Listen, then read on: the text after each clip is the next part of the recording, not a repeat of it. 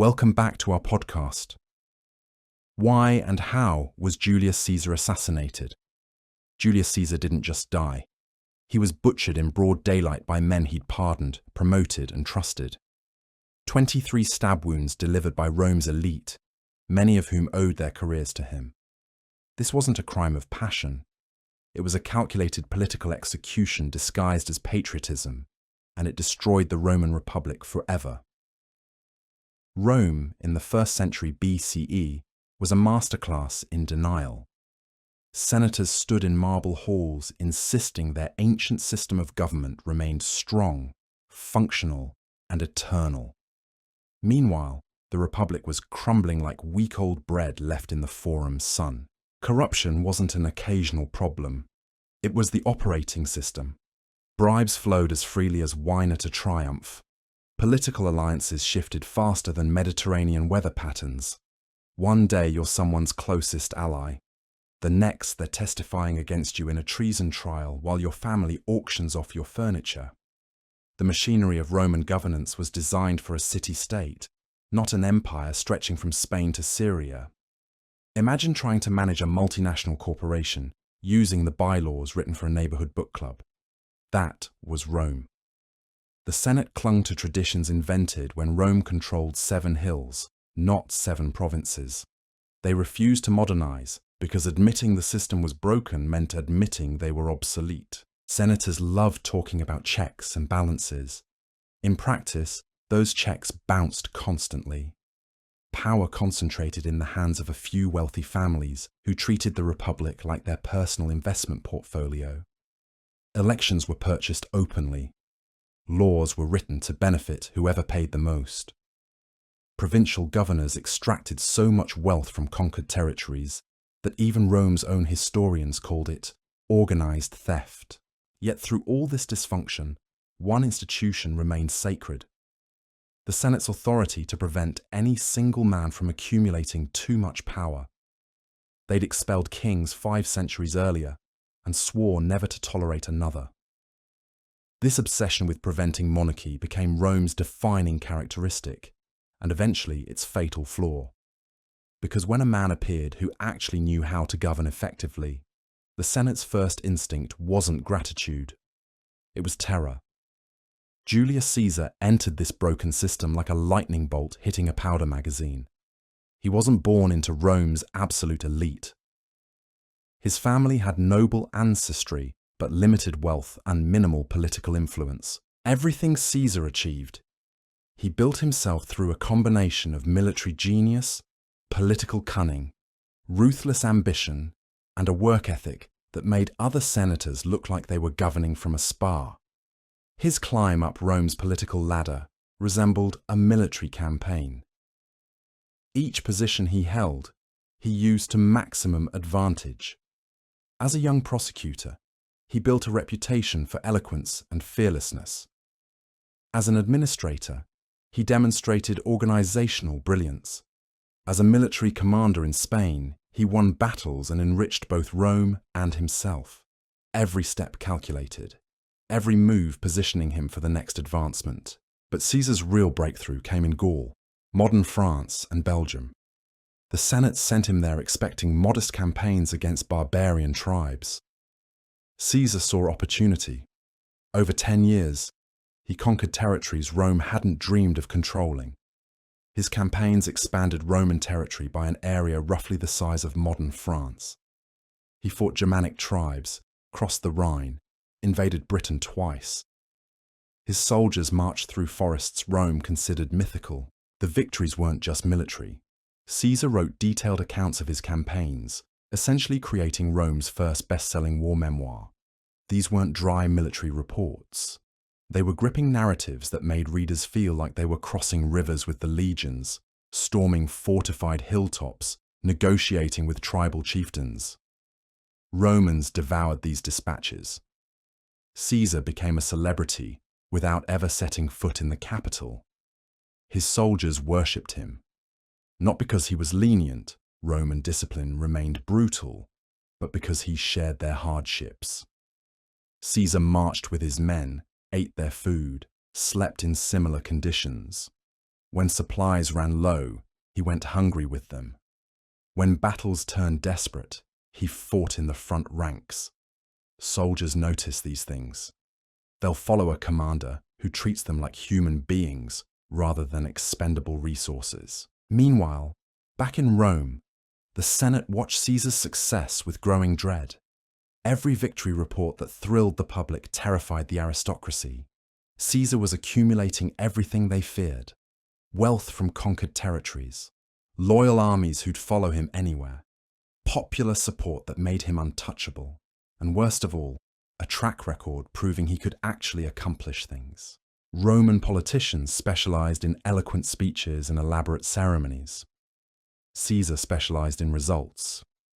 While senators debated proper procedure for weeks, Caesar conquered provinces in months. This efficiency exposed an uncomfortable truth. Rome's traditional leadership wasn't just slow, it was incompetent. And nothing threatens an established system more than someone who proves that system unnecessary. The Senate's response was predictable. They tried to contain him through legal mechanisms, limit his command, restrict his authority, force him back to Rome where they could control him. Their plan had one critical flaw. Caesar wasn't playing by their rules anymore. By 50 BCE, the situation had become impossible. The Senate, led by Caesar's former ally Pompey and a coalition of terrified aristocrats, issued an ultimatum. Return to Rome immediately. Disband your armies. Come back alone without military protection. Then we'll discuss your future. The subtext was clear. We're going to prosecute you the moment you're vulnerable, probably convict you of something, definitely destroy your career, and possibly exile or execute you. Caesar understood the trap perfectly. Roman law forbade generals from bringing armies into Italy. Crossing that boundary with military forces was automatic treason. The penalty was death, but returning without protection meant walking straight into a political assassination, disguised as legal proceedings. His enemies had painted him into a corner, or so they thought. The Rubicon River marked the boundary between Gaul and Italy, between military command and civilian territory, between legal authority and treasonous rebellion. Caesar's army camped on the northern bank. Rome lay to the south. He stood at that river for hours, contemplating the choice: cross with his army and ignite civil war, return alone and face certain destruction. There was no middle option, no compromise, no safe path. Legend says he spoke words that echo through history. The die is cast. Some translations soften it. Others make it more dramatic. The meaning remains unchanged. He'd made his decision. The consequences were now inevitable. Caesar ordered his legions across the river, and with that single command, he transformed from Rome's greatest general into Rome's greatest threat. Cities surrendered before his army arrived. Some welcomed him as a liberator from Senate corruption. Others simply recognized that resistance was futile. Caesar moved south with terrifying speed, not because he was destroying everything in his path, but because he barely needed to fight. His reputation preceded him. His soldiers' discipline reassured civilians. His clemency towards surrendering cities made resistance seem pointless. The Senate panicked completely. Their carefully constructed trap had failed. Caesar wasn't playing the role of dutiful general accepting his fate. He was rewriting the script entirely. Pompey, their designated champion, evacuated Rome rather than face Caesar immediately. This retreat was spun as strategic brilliance. In reality, it was admission that they'd miscalculated badly. The civil war that followed was less a military struggle than a foregone conclusion. Pompey had experience, prestige, and technically superior numbers. Caesar had momentum, loyalty, and soldiers who'd been winning continuously for a decade. The difference showed immediately. Caesar's forces moved with precision. Pompey's coalition moved with hesitation. One side acted like they expected to win. The other acted like they feared losing. The decisive confrontation came at Pharsalus in Greece. Pompey's forces outnumbered Caesar's significantly. They held better terrain. They had every theoretical advantage. But theory collapses when disciplined veterans face uncertain allies. Caesar's legions executed complex tactical maneuvers under pressure. Pompey's forces broke ranks and ran. The battle wasn't close. It was a demonstration of what happens when professional soldiers fight political armies. Pompey fled to Egypt, hoping for sanctuary. The Egyptians, reading the situation correctly, killed him and presented his head to Caesar as a gift. They expected gratitude. Caesar reportedly wept. Not from grief necessarily, but from the waste. Pompey had been a great general once.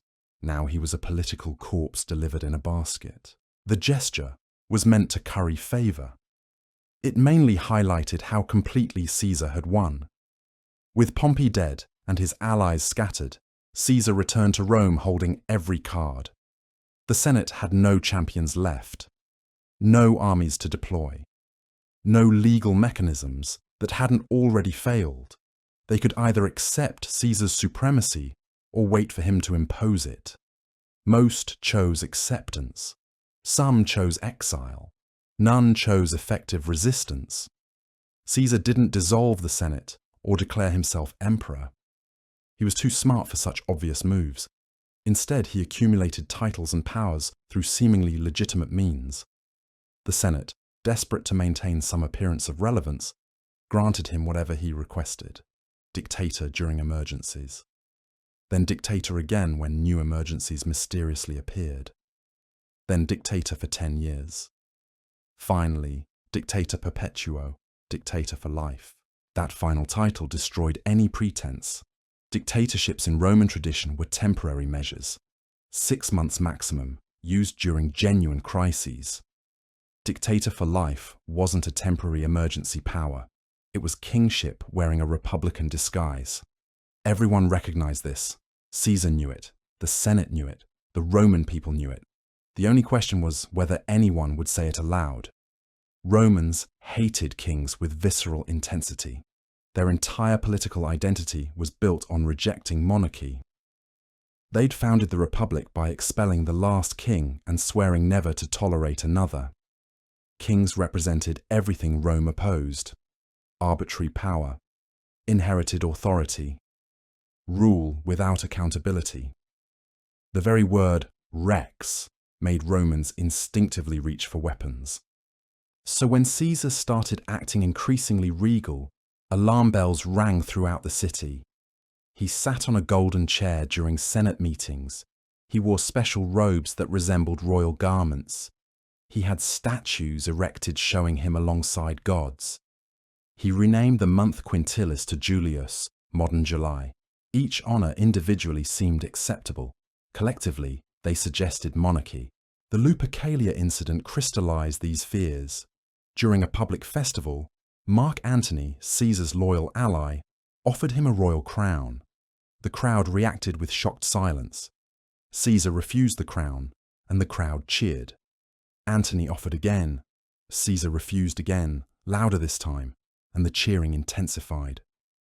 The performance convinced nobody. Everyone understood what they'd witnessed. A test balloon. Caesar checking whether Rome would accept a king if the king pretended he didn't want the title. Rumors exploded through the city. Caesar planned to move the capital to Alexandria and rule as a Hellenistic monarch. He would marry Cleopatra and establish a dynasty. He intended to declare himself a living god. The truth of these rumors mattered less than their psychological impact. Romans believed Caesar wanted to be king. And in Rome, that belief alone was dangerous. The conspirators assembled carefully. These weren't random malcontents or jealous rivals. They were senators who convinced themselves they were saving the Republic. Some genuinely believed this. Others used patriotism to disguise personal grievances. Most fell somewhere between principle and self-interest, that comfortable space where noble motives justify convenient actions. Gaius Cassius Longinus became their organizer. Cassius hated Caesar with remarkable consistency. Part ideology, part pride, part jealousy that Caesar succeeded where Cassius struggled. He'd fought competently in Rome's wars, but never achieved Caesar's glory. He'd held important positions, but never commanded Caesar's loyalty. History remembered Caesar. Cassius was a footnote. But Cassius understood something crucial. The conspiracy needed legitimacy. It needed a face the Roman people respected. It needed someone whose participation transformed assassination into liberation. It needed Marcus Junius Brutus. Brutus descended from the man who'd expelled Rome's last king. His family name was synonymous with republican virtue. He was intelligent, philosophical, and genuinely principled. He also happened to be someone Caesar trusted deeply, possibly even loved. Some ancient sources suggested Caesar was Brutus's biological father, though evidence remains unclear. What mattered was Caesar treated him like a son, forgave his past mistakes, promoted his career, valued his counsel. Cassius exploited this relationship ruthlessly. He reminded Brutus constantly of his ancestors' legacy. He suggested that remaining silent while Caesar destroyed the Republic dishonored his family name. He posed impossible questions. What would your ancestor think? How can you call yourself a Roman while tyranny grows? When does tolerance become complicity? Brutus wrestled with these questions for months. He wasn't a natural conspirator. He was a man who wanted to do right, struggling to determine what right meant. Caesar had shown him kindness, but Caesar was also accumulating unprecedented power. Personal loyalty conflicted with civic duty. In the end, Brutus chose Rome. Or rather, he chose what Cassius convinced him Rome required. His decision didn't come from a moment of clarity. It came from exhaustion. Brutus had been torn between two impossible loyalties for months, pulled in directions that couldn't reconcile. On one side stood Caesar, the man who'd forgiven him after civil war, promoted him to praetor, treated him with affection that bordered on paternal. On the other side stood Rome itself, or at least the idea of Rome that Cassius kept whispering into his consciousness, like a poison administered in careful doses. Cassius understood Brutus better than Brutus understood himself. He knew exactly which pressure points to apply. Anonymous letters began appearing near Brutus's home, supposedly from concerned citizens, all carrying the same message. Your ancestor expelled the kings. What are you waiting for? The letters weren't subtle, but they didn't need to be. Brutus already felt the weight of his family legacy pressing down on him like a physical burden. Every statue of Lucius Junius Brutus seemed to stare accusingly. Every mention of republican virtue felt like a personal challenge. The conspiracy grew slowly, carefully, like a tumor nobody wanted to acknowledge. Cassius recruited senators who shared his resentment, his fear, his conviction that Caesar's power had crossed an invisible but undeniable line. Some joined from principle, others from wounded pride. A few simply because everyone else seemed to be doing it and they didn't want to be left out of history. They met in private homes, in gardens after dark, in corners of public baths, where conversations could be disguised as casual gossip. Each man brought his own grievances. Decimus Brutus, another trusted friend of Caesar's, joined because he believed the dictator had become too comfortable with absolute authority. Trebonius harbored resentment from being passed over for positions he felt he deserved. Casca contributed anger and a surprising willingness to strike first. Though, as events would prove, willingness didn't guarantee competence. The group settled on a date with theatrical appropriateness. March 15th, the Ides of March, a Senate meeting scheduled at the Theatre of Pompey, where Caesar would be surrounded but not protected, vulnerable but not suspicious. The location carried symbolic weight too. Pompey's theatre, built by the man Caesar had defeated, would witness Caesar's fall. History loves these ironies, even when the people living through them don't. But Caesar almost didn't attend. That morning began with omens so thick you could trip over them. Thunder cracked through cloudless skies. Horses refused to eat. Birds flew in erratic patterns that augurs interpreted as warnings of violence. Caesar's household sacrifice produced entrails so unfavourable that the priests recommended postponing all public activities. These weren't subtle hints. The universe was practically screaming. Then Calpurnia, Caesar's wife, added her voice to the chorus. Her nightmare had been vivid, specific, horrifying. She'd seen their house collapsing, blood running through Roman streets, Caesar dying in her arms while Rome burned. When she woke, she grabbed him with the kind of urgency that cuts through even the deepest political ambition. Don't go. Stay home. Cancel the meeting. For once, just listen. Caesar agreed. He sent word to the Senate that he wouldn't be attending. Personal matters required his attention. The conspirators, waiting at the theatre, felt their carefully constructed plan dissolving. Months of preparation, dozens of recruited senators, the perfect opportunity, all evaporating because Caesar listened to his wife's dream. Decimus Brutus saved the conspiracy through manipulation so smooth it deserves grudging respect. He arrived at Caesar's home with the confidence of a man who knew exactly which emotional buttons to push. He dismissed Calpurnia's concerns as superstitious nonsense. He suggested that cancelling over a nightmare would make Caesar look weak, indecisive, controlled by fear. He mentioned that the Senate planned to offer Caesar honours today, possibly even a crown for his Eastern campaigns. Missing this meeting would insult them and waste a significant political opportunity. The argument worked because it appealed to everything Caesar valued. Pride, political positioning, the appearance of strength.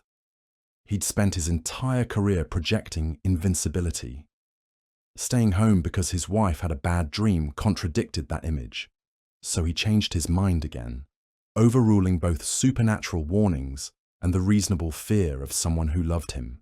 As Caesar left his house, a man named Artemidorus tried to hand him a document. This wasn't just another petition.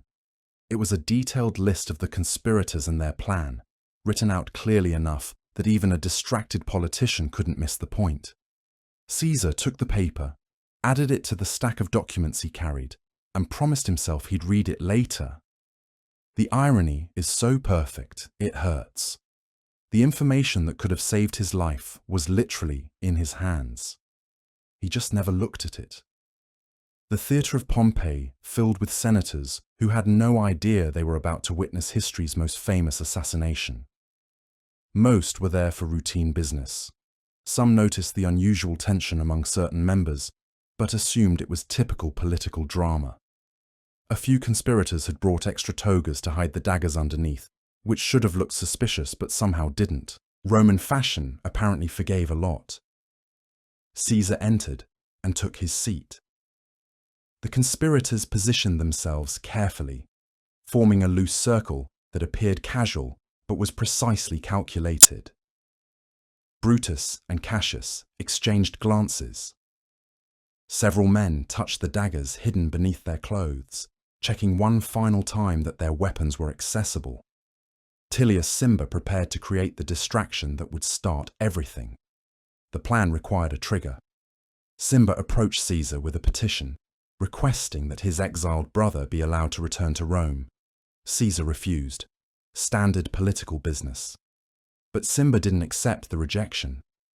He stepped closer, grabbed Caesar's toga, and pulled hard. Not a gentle tug, an aggressive yank that crossed every boundary of acceptable behaviour. Caesar snapped at him, genuinely angry now.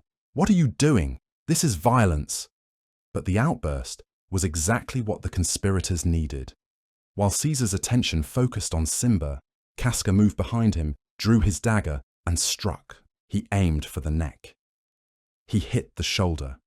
The blade caught muscle and bone, but missed anything immediately fatal. Caesar yelped, more from shock than pain, and grabbed Casca's arm with the strength of a man who'd survived Gallic battlefields and Mediterranean pirate attacks. He wasn't going down easily. Casca screamed for help.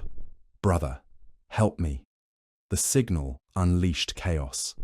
Daggers appeared from beneath togas, like magic tricks performed by the world's worst magicians.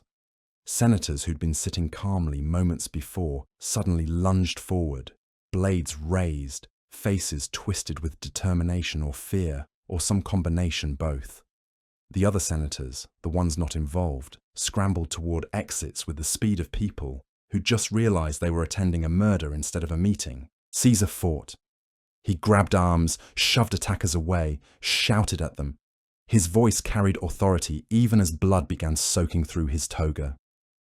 These were men he'd pardoned, promoted, trusted.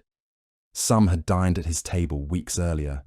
Now they were stabbing him in what was rapidly becoming the least coordinated group activity in Roman history. Nobody aimed properly. Panic overrode planning. Daggers struck shoulders, arms, thighs, anywhere except vital organs. Several conspirators accidentally stabbed each other in the confusion, adding friendly fire casualties to an assassination that was already going badly off script. Caesar stumbled, caught himself, stumbled again. Blood loss was doing what the conspirators' incompetence couldn't. Then he saw Brutus. Through the chaos, through the press of bodies and flashing blades, his eyes found the one face that mattered.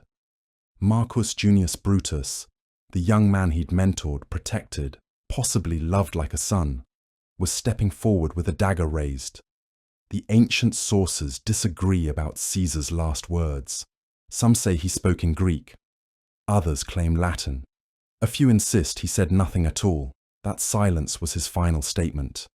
But the phrase that survived, whether he actually said it or not, was "Et tu, Brute?" You too, Brutus. 3 words carrying the weight of absolute betrayal.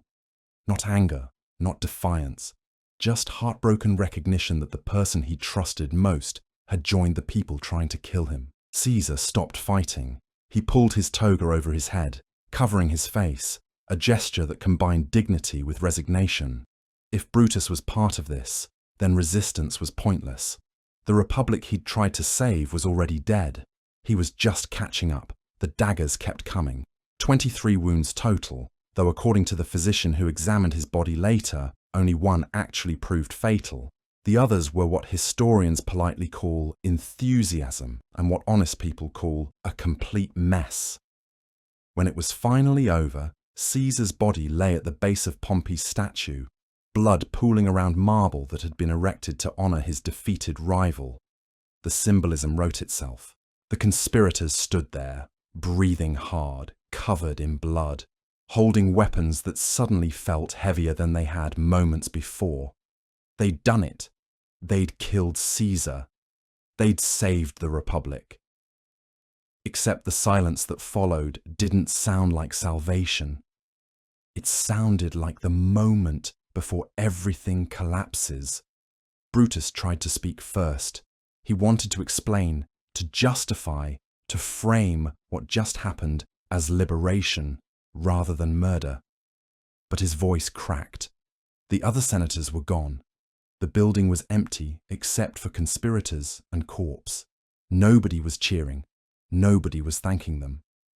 Cassius suggested they march to the forum immediately, proclaim their victory, rally the people. They gathered their togas, tried to clean some of the blood off, and headed outside expecting celebration. What they got instead was confusion and fear. Rome didn't know what to think. The conspirators shouted about liberty and tyranny, waving their bloody daggers like proof of righteousness. The crowd stared back with expressions that suggested they weren't entirely convinced. Caesar had been popular. He'd given them debt relief, land distributions, public games. These senators had given them expensive speeches and higher taxes. The math wasn't working out in the conspirators' favor. People began closing shops, shutting doors, pulling children inside. The streets emptied not with celebration, but with the cautious retreat of citizens who recognized danger when they saw it. This wasn't liberation. This was the beginning of chaos. The conspirators retreated to the capital, suddenly aware that their brilliant plan had included no strategy for what came next. They'd assassinated the most powerful man in Rome without securing the support of his armies, his allies, or apparently anyone who mattered. They controlled nothing except the moral high ground, which turned out to be a terrible defensive position. Mark Antony, Caesar's closest ally and a man with more political instinct than the entire conspiracy combined, went into immediate damage control. He negotiated a temporary truce, pretending to consider the conspirators' position while quietly securing Caesar's papers, his will, and most importantly, his body. The funeral would decide everything. When the funeral came, Antony delivered a speech so perfectly calibrated to manipulate Roman emotions that it became the template for political theatre ever after. He displayed Caesar's blood-soaked toga, pointing out each stab wound while reminding the crowd who had inflicted it. He read Caesar's will, which left generous gifts to Roman citizens and turned his private gardens into public parks. He didn't explicitly call for violence. He just created the conditions where violence became inevitable. Rome erupted. Mobs formed with frightening speed, hunting anyone connected to the conspiracy. Houses burned. Statues of Caesar were adorned with flowers and offerings. The conspirators, who'd imagined themselves as liberators, found themselves trapped on the Capitol, surrounded by a city that wanted them dead. Their grand gesture had accomplished exactly nothing except chaos. Within hours, the conspirators understood they'd made a catastrophic miscalculation.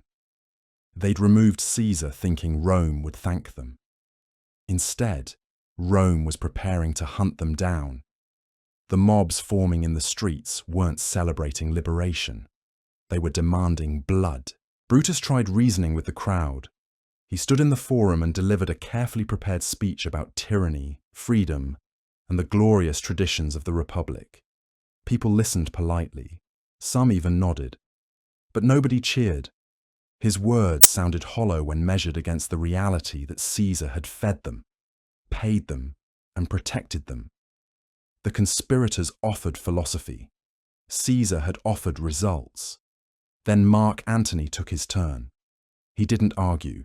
He didn't justify. He simply showed them Caesar's torn, blood-stained toga and read aloud from Caesar's will. Every Roman citizen would receive a cash payment. Caesar's private gardens would become public parks. The man they'd just murdered had planned to give them more even in death than the Senate had given them in decades. The crowd's mood shifted instantly. Grief turned to rage. Rage turned to violence. Someone threw a torch. Someone else grabbed a weapon. Within minutes, the forum became a war zone. Shops belonging to known conspirators went up in flames. Homes were looted. Anyone suspected of supporting the assassination was dragged into the streets. The conspirators fled. Some hid in friends' estates. Others left Rome entirely, racing toward distant provinces where they still commanded loyalty. Brutus and Cassius headed east, hoping to raise armies and return with enough force to reclaim the narrative. But narratives don't matter when the city wants you dead. Meanwhile, Antony consolidated power with ruthless efficiency. He seized Caesar's personal papers, his treasury, and most importantly, his political network. He presented himself as Caesar's loyal friend, the man who would honor his legacy and punish his murderers. The Senate, terrified of the mob and uncertain who controlled what, gave Antony everything he asked for. But Antony wasn't the only player who saw opportunity in the chaos. Far from Rome, in the quiet town of Apollonia, a young man received news that would change everything. Gaius Octavius, Caesar's 18-year-old great-nephew, learned two things simultaneously. First, Caesar was dead. Second, Caesar had adopted him as his son and heir. Most people dismissed Octavian immediately. He was sickly, bookish, and completely untested in politics or war. Antony laughed when he heard the boy was coming to Rome. Cicero called him a useful tool who could be manipulated and discarded. The conspirators didn't even bother tracking him. Everyone underestimated Octavian. That was their second mistake. Octavian arrived in Rome and did something nobody expected. He claimed Caesar's name, not as a nephew, as a son. He began calling himself Gaius Julius Caesar Octavianus, tying himself directly to the murdered dictator's legacy. Every veteran who'd served under Caesar, every citizen who'd received his benefits, every person who mourned him suddenly had a living symbol to rally behind. Antony tried dismissing him. Octavian responded by quietly meeting with Caesar's veterans, promising them the inheritance Caesar had left them, and positioning himself as the true defender of Caesar's memory. He didn't shout. He didn't threaten. He simply maneuvered with a precision that suggested he'd learned far more from Caesar than anyone realized. The two men circled each other warily. Antony had experience, military command, and immediate power. Octavian had Caesar's name, the support of his veterans, and a patience that unnerved everyone who met him. Neither could destroy the other without weakening themselves against the conspirators still gathering forces in the east. So, they made a deal. Along with Lepidus, another of Caesar's allies, they formed the Second Triumvirate. This wasn't a friendly partnership. It was a calculated alliance between rivals who hated the conspirators more than they hated each other. Their first act? Prescriptions. The prescription lists were Roman politics at its most brutal. The triumvirate published names of enemies who were now outlaws. Anyone could kill them legally. Their property would be confiscated. Their families would be stripped of protection. The lists included senators, wealthy citizens, and anyone who'd supported the conspiracy or simply annoyed one of the three rulers. Cicero's name appeared on the list. The great orator who'd spent his career defending the Republic was hunted down and killed. His head and hands were nailed to the speaker's platform in the forum, a grotesque warning about what happened to those who opposed the new order. Hundreds of others followed. Rome's streets ran with the blood of its own elite. The purge served multiple purposes.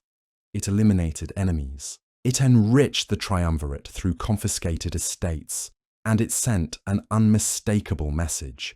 The Republic's rules no longer applied. Power now belonged to whoever could seize it and hold it through force.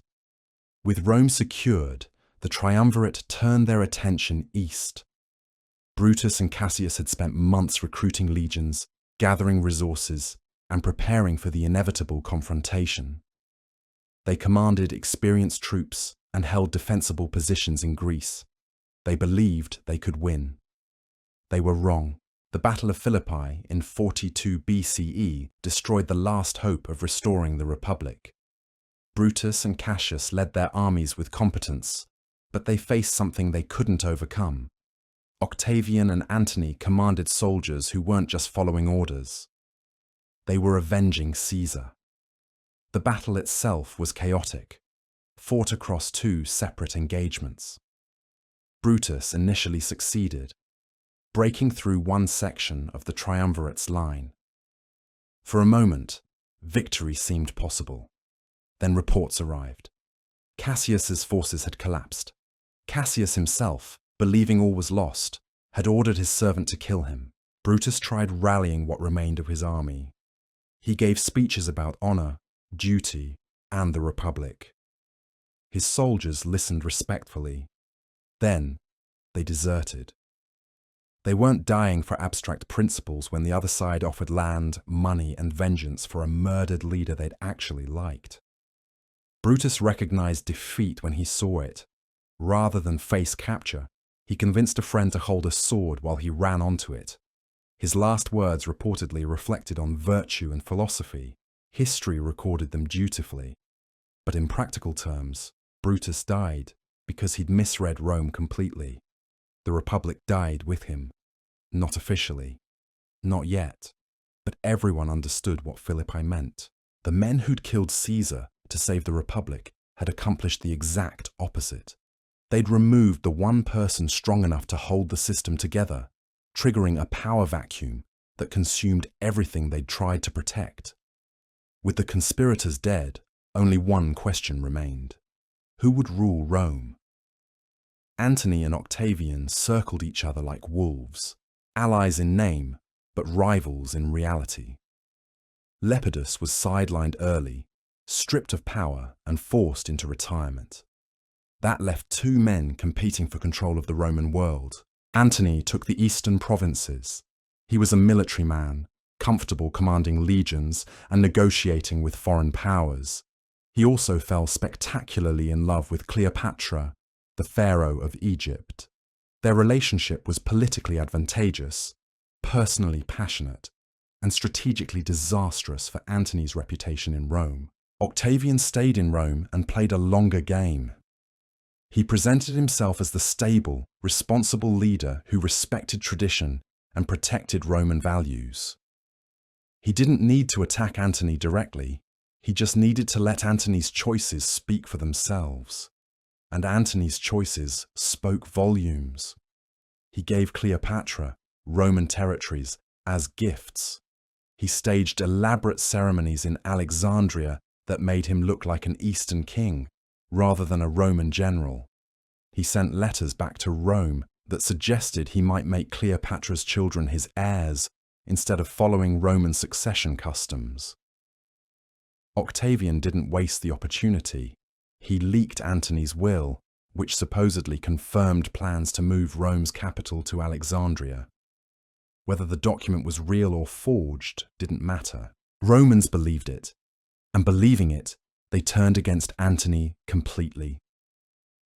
The final confrontation came at Actium in 31 BCE.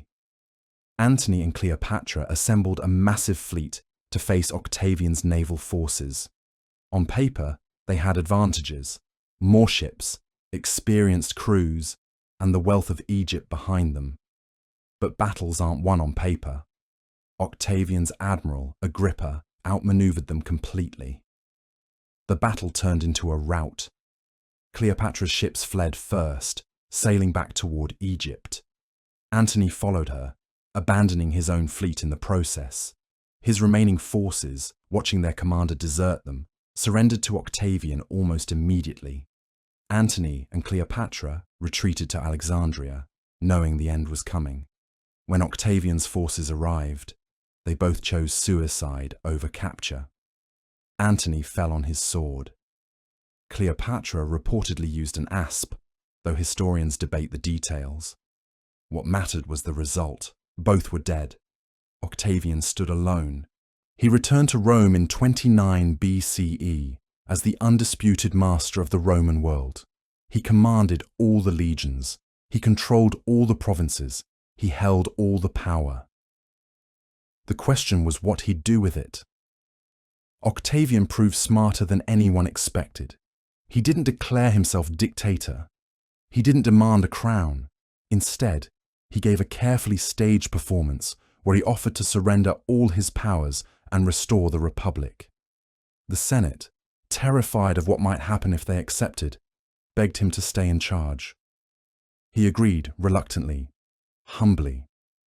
The Senate showered him with honors, titles, and authority. In 27 BCE, they gave him a new name, Augustus, meaning the revered one. He became Rome's first emperor while carefully maintaining the fiction that the Republic still existed. Augustus ruled for over 40 years. He brought stability, prosperity, and peace after decades of civil war. He transformed Rome from a city of brick into a city of marble. He established systems of government that would last centuries. He became everything the conspirators had feared Caesar would become, except he did it so carefully that nobody could justify stopping him. The Republic was dead. The Empire had begun. And it happened because 60 senators thought 23 stab wounds would solve their problems. Looking back, the The conspiracy's failure was inevitable. They assassinated the symptom without understanding the disease. The Republic hadn't collapsed because of Caesar. It collapsed because it couldn't adapt to governing an empire while pretending to be a city-state. Caesar simply made that truth impossible to ignore. By killing him, the conspirators didn't restore the old system. They just guaranteed that the new system would be built by someone else. Someone younger, more patient, and far more ruthless. Someone who learned from Caesar's mistakes while inheriting all his advantages. Brutus died believing he'd acted honorably. History remembers him as the noble idealist who chose principle over friendship. But principles don't govern empires, power does. And in the ruthless calculus of Roman politics, Brutus brought a philosophy textbook to a knife fight. The conspirators' greatest failure wasn't killing Caesar. It was believing that removing one man could reverse decades of systemic decay. They thought they were saving Rome. They were actually just clearing the path for something far more permanent than any dictator. They wanted the Republic back. They got the empire instead. The irony would have been funny if it hadn't cost hundreds of thousands of lives and fundamentally altered Western civilization's trajectory. Caesar's assassination didn't end tyranny. It perfected it. Augustus learned to hide absolute power behind republican facades, making himself indispensable rather than obviously dominant.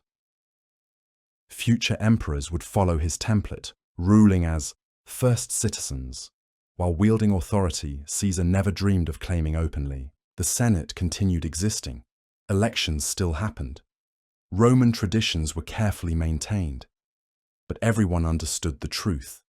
Real power lived in one man's hands, passed through adoption or military might, never again through genuine republican process. In the end, the Ides of March accomplished nothing the conspirators intended. They wanted freedom. They created monarchy. They wanted to preserve the Republic.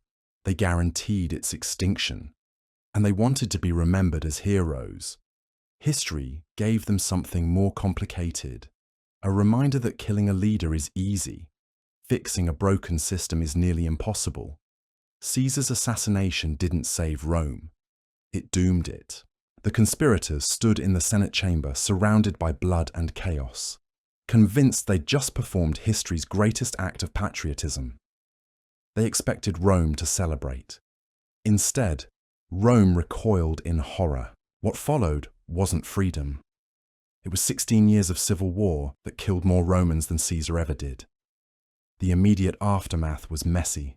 Senators fled the building. Shopkeepers slammed shutters. Citizens barricaded themselves indoors. Nobody knew what came next, least of all the men holding the daggers. They'd planned the murder meticulously, but hadn't bothered thinking past the actual stabbing. Their strategy was essentially kill dictator, restore republic, receive applause. Step 2 remained frustratingly vague. Brutus and Cassius climbed the Capitoline Hill and tried rallying support. They shouted about liberty, freedom, and the glorious restoration of republican values. The crowd below stared back silently. These weren't abstract philosophical concepts Romans were willing to die for.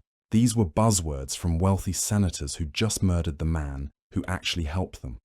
Caesar had given regular Romans debt relief, land distribution, and stability. The conspirators had given them nothing except a corpse and vague promises. Mark Antony emerged as the first major problem. Caesar's loyal friend and political ally, Antony was a military veteran, a skilled orator, and deeply motivated by both grief and ambition.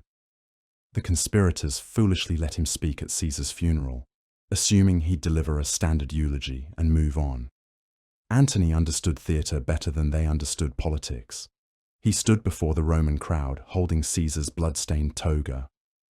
He pointed at each stab wound, 23 holes, 23 betrayals. Antony didn't need to accuse anyone directly.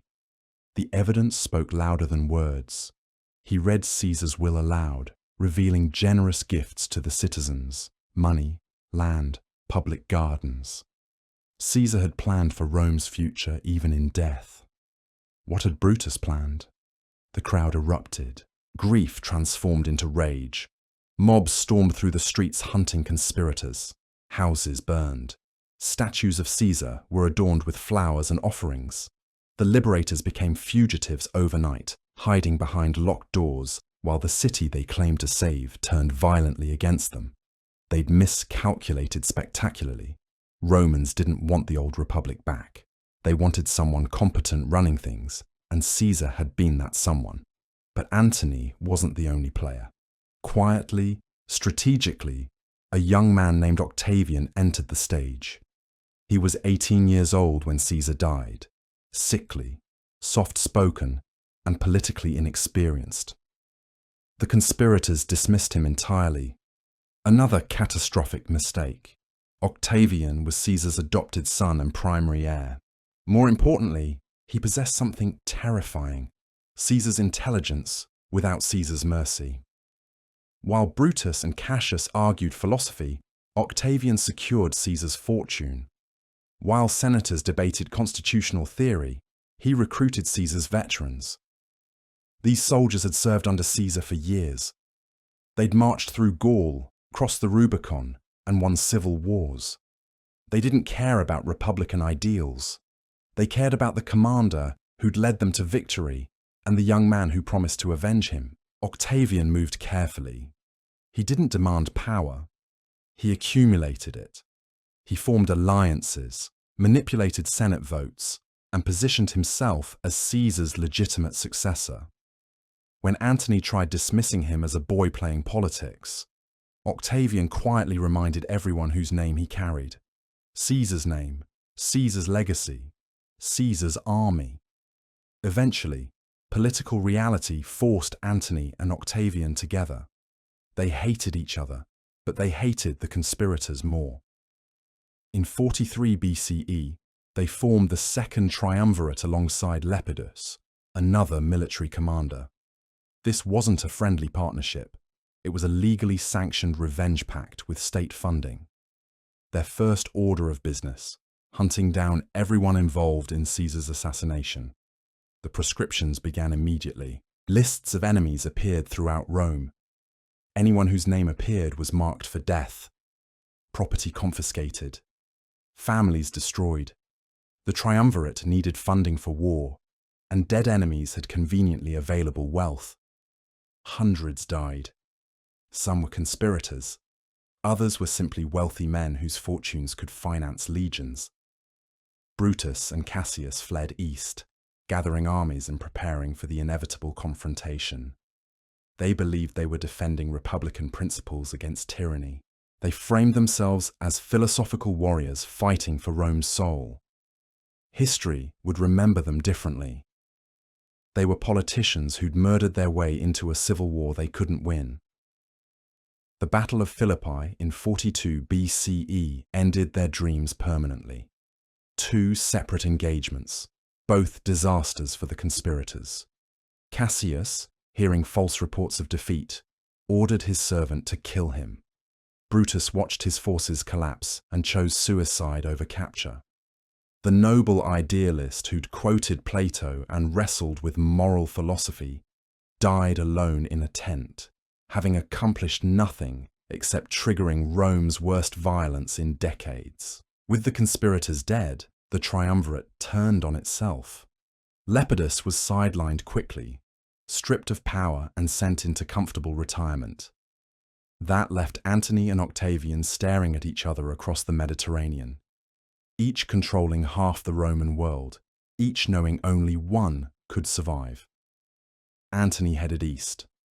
He formed an alliance with Cleopatra, Egypt's queen, combining Roman military power with Egyptian wealth.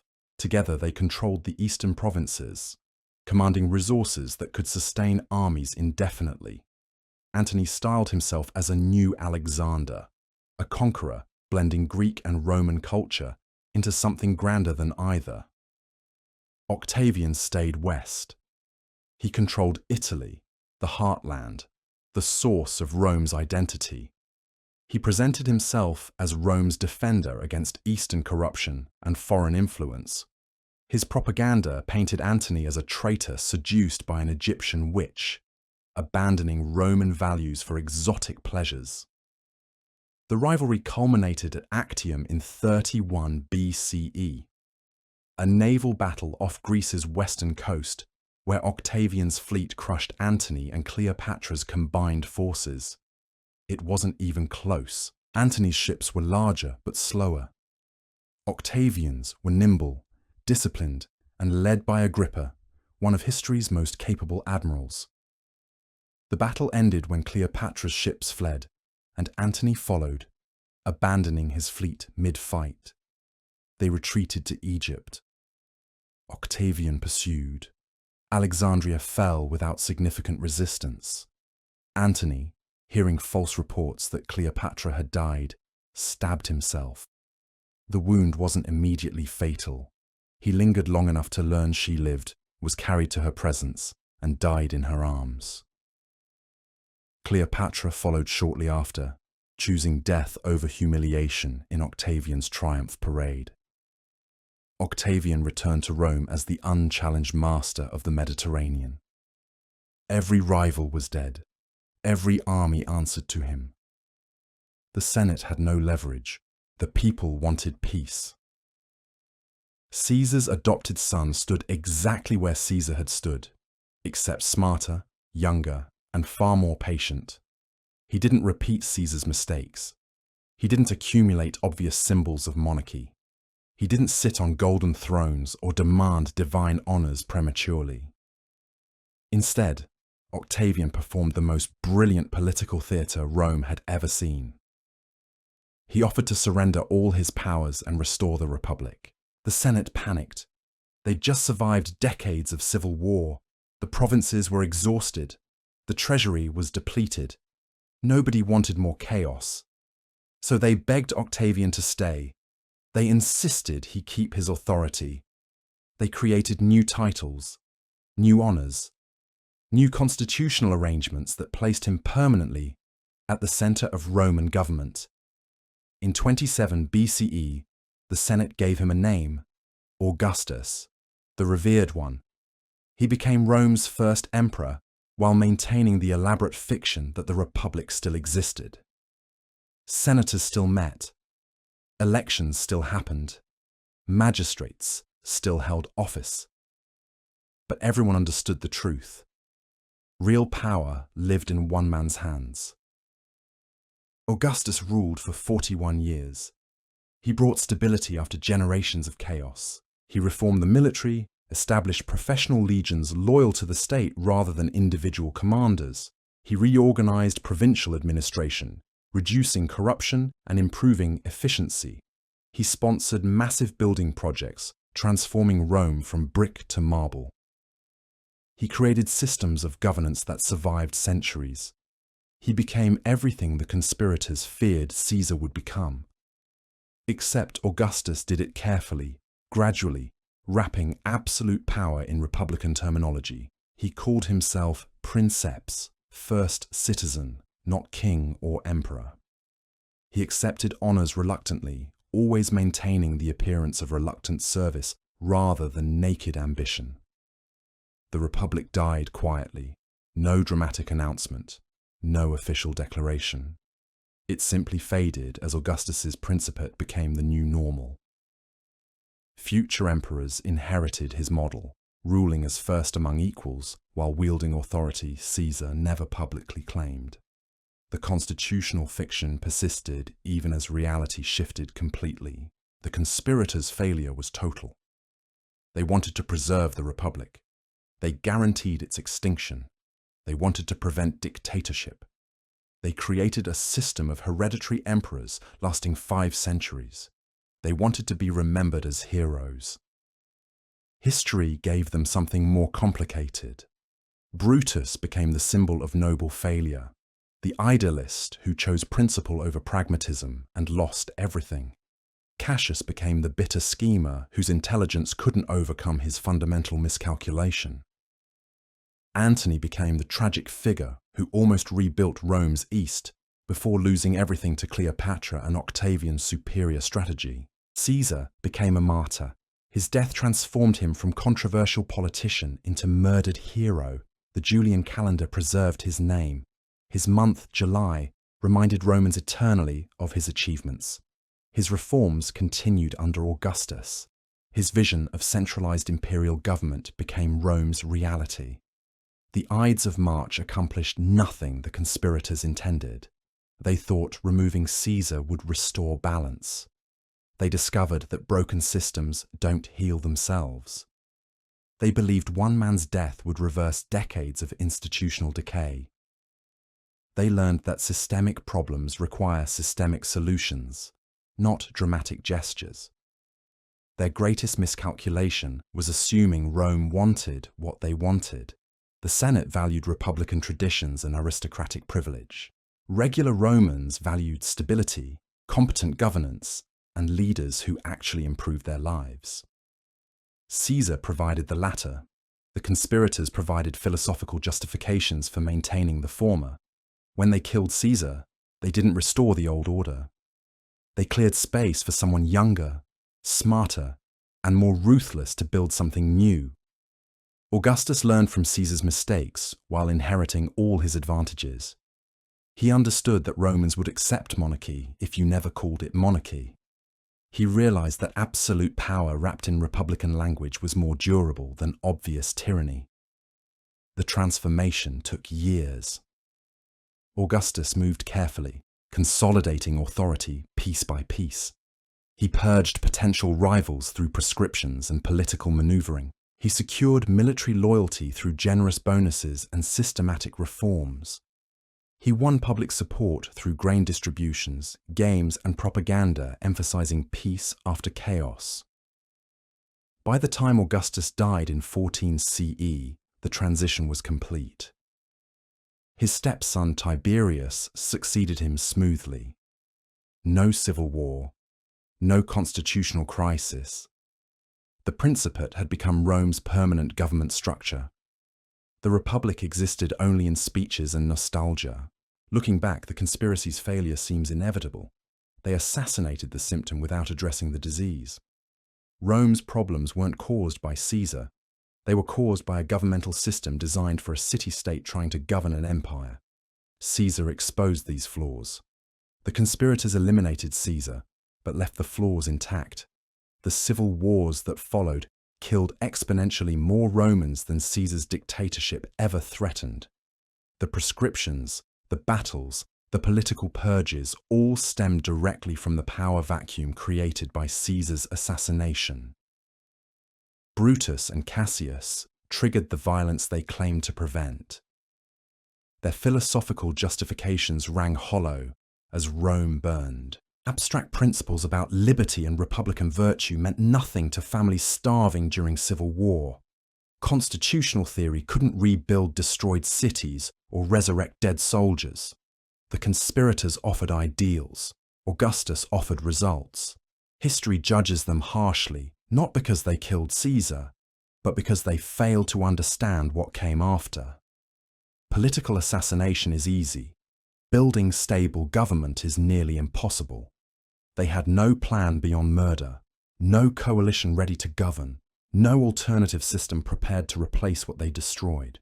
They were correct that Caesar threatened republican government. They were catastrophically wrong about what would replace it. They wanted restoration. They got evolution. The republic they loved was already dead. Caesar was simply the first person willing to admit it openly. By killing him, they didn't save anything. They just guaranteed that the next leader would be more careful, more patient, and far less forgiving. Augustus proved that monarchy could wear republican clothing. Future emperors learned the same lesson. The conspiracy's legacy wasn't freedom. It was a template for disguising absolute power behind constitutional facades that fooled nobody, but allowed everyone to pretend the republic survived. The conspiracy's template for power became the blueprint Rome followed for centuries. Augustus understood this perfectly. Every decision he made reflected lessons learned from watching Caesar's assassination unfold and its catastrophic aftermath. He never called himself emperor. That word carried too much weight, too much memory of kings Romans despised. Instead, he adopted titles that sounded humble. Princeps, first citizen. Nothing threatening about being first among equals, even when everyone knew there were no equals. Augustus maintained the Senate. He consulted them regularly, praised their wisdom publicly, and ensured they felt important. Meanwhile, he controlled the armies, managed the treasury, and held tribunician power that made him untouchable. The Senate debated. Augustus decided. But the illusion of shared governance survived because he never shattered it openly. This approach worked because Romans wanted stability more than they wanted philosophical purity. Decades of civil war had exhausted the population. Families had lost sons, fathers, brothers. Trade routes had collapsed repeatedly. Food supplies became unreliable. Political violence turned Rome's streets into battlegrounds. Augustus offered peace. Real, tangible peace. No assassinations, no sudden coups, no armies marching through Italy. Just steady, predictable government that actually functioned. He reformed the military systematically, creating professional legions with fixed terms of service, regular pay, and retirement benefits. Soldiers no longer followed individual generals into civil war. They served the state, received their wages from the state, and retired with land grants managed by the state. Personal loyalty to commanders became secondary to institutional loyalty. This single reform eliminated the mechanism that had destroyed the Republic. No general could raise legions against Rome when those legions answered to the treasury Augustus controlled. The grain supply received similar attention. Augustus established permanent systems for importing, storing, and distributing grain throughout Rome. Famines that previously sparked riots became rare. The population ate regularly. Gratitude followed naturally. He rebuilt infrastructure neglected during years of political chaos. Roads improved, aqueducts expanded. Public buildings rose throughout Italy. Employment increased. Commerce flourished. Rome physically transformed into something grander than before. Augustus also mastered propaganda before the word existed. Poets praised him. Virgil's Aeneid connected Augustus to Rome's legendary founding, suggesting divine destiny rather than political calculation. Horace wrote odes celebrating the new golden age. Artists depicted Augustus as youthful, strong, and timeless even as he aged. Statues appeared throughout the empire showing Augustus in idealized form, not threatening, not tyrannical, just confident, capable, and worthy of respect. Every image reinforced the message that Rome had found its natural leader. The contrast with Caesar couldn't have been sharper. Caesar accumulated power rapidly, visibly, almost confrontationally. He challenged Roman sensibilities by accepting honors too eagerly. His confidence looked like arrogance to senators already predisposed toward suspicion. Augustus learned to refuse honors publicly before accepting them reluctantly. He declined excessive titles until the Senate insisted. He expressed concern about holding too much power, even while consolidating it systematically. The performance convinced Rome that he served reluctantly rather than ruling eagerly. This wasn't deception exactly. Augustus genuinely worked exhausting hours managing the empire. He took his responsibilities seriously, involved himself in administrative details other rulers would delegate, and maintained discipline even when personal tragedy struck repeatedly. But he also understood that perception mattered more than reality in politics. Romans needed to believe they still lived in a republic. Augustus provided that belief while quietly ensuring the republic existed only in language and ceremony. Provincial administration improved dramatically under Augustus. He standardized tax collection, reducing the corruption that had plagued republican governance. Provinces previously exploited by governors seeking quick fortunes now experienced relatively fair treatment. This wasn't altruism, it was practical. Prosperous provinces generated more revenue and caused fewer rebellions. Augustus divided provinces between senatorial and imperial control. Peaceful regions remained under Senate oversight, maintaining the illusion of traditional governance. Militarized frontier provinces answered directly to Augustus, ensuring strategic areas stayed secure. This arrangement satisfied multiple constituencies simultaneously. Senators retained some authority. Provinces received better administration. Augustus controlled what mattered most. Everyone got something. Nobody could complain too loudly. The Pax Romana emerged not from philosophical ideals, but from systematic elimination of instability's causes. Augustus removed the conditions that generated civil wars. Ambitious generals lost the means to raise private armies. Political rivals found fewer opportunities for violent competition. The machinery of government functioned predictably enough that disrupting it seemed counterproductive. Trade expanded across the Mediterranean. Ships moved goods without fearing pirates Augustus's navy had suppressed. Merchants calculated profits, knowing roads would remain safe. Cities grew. Wealth accumulated. The middle classes expanded throughout the empire. This prosperity created its own political stability.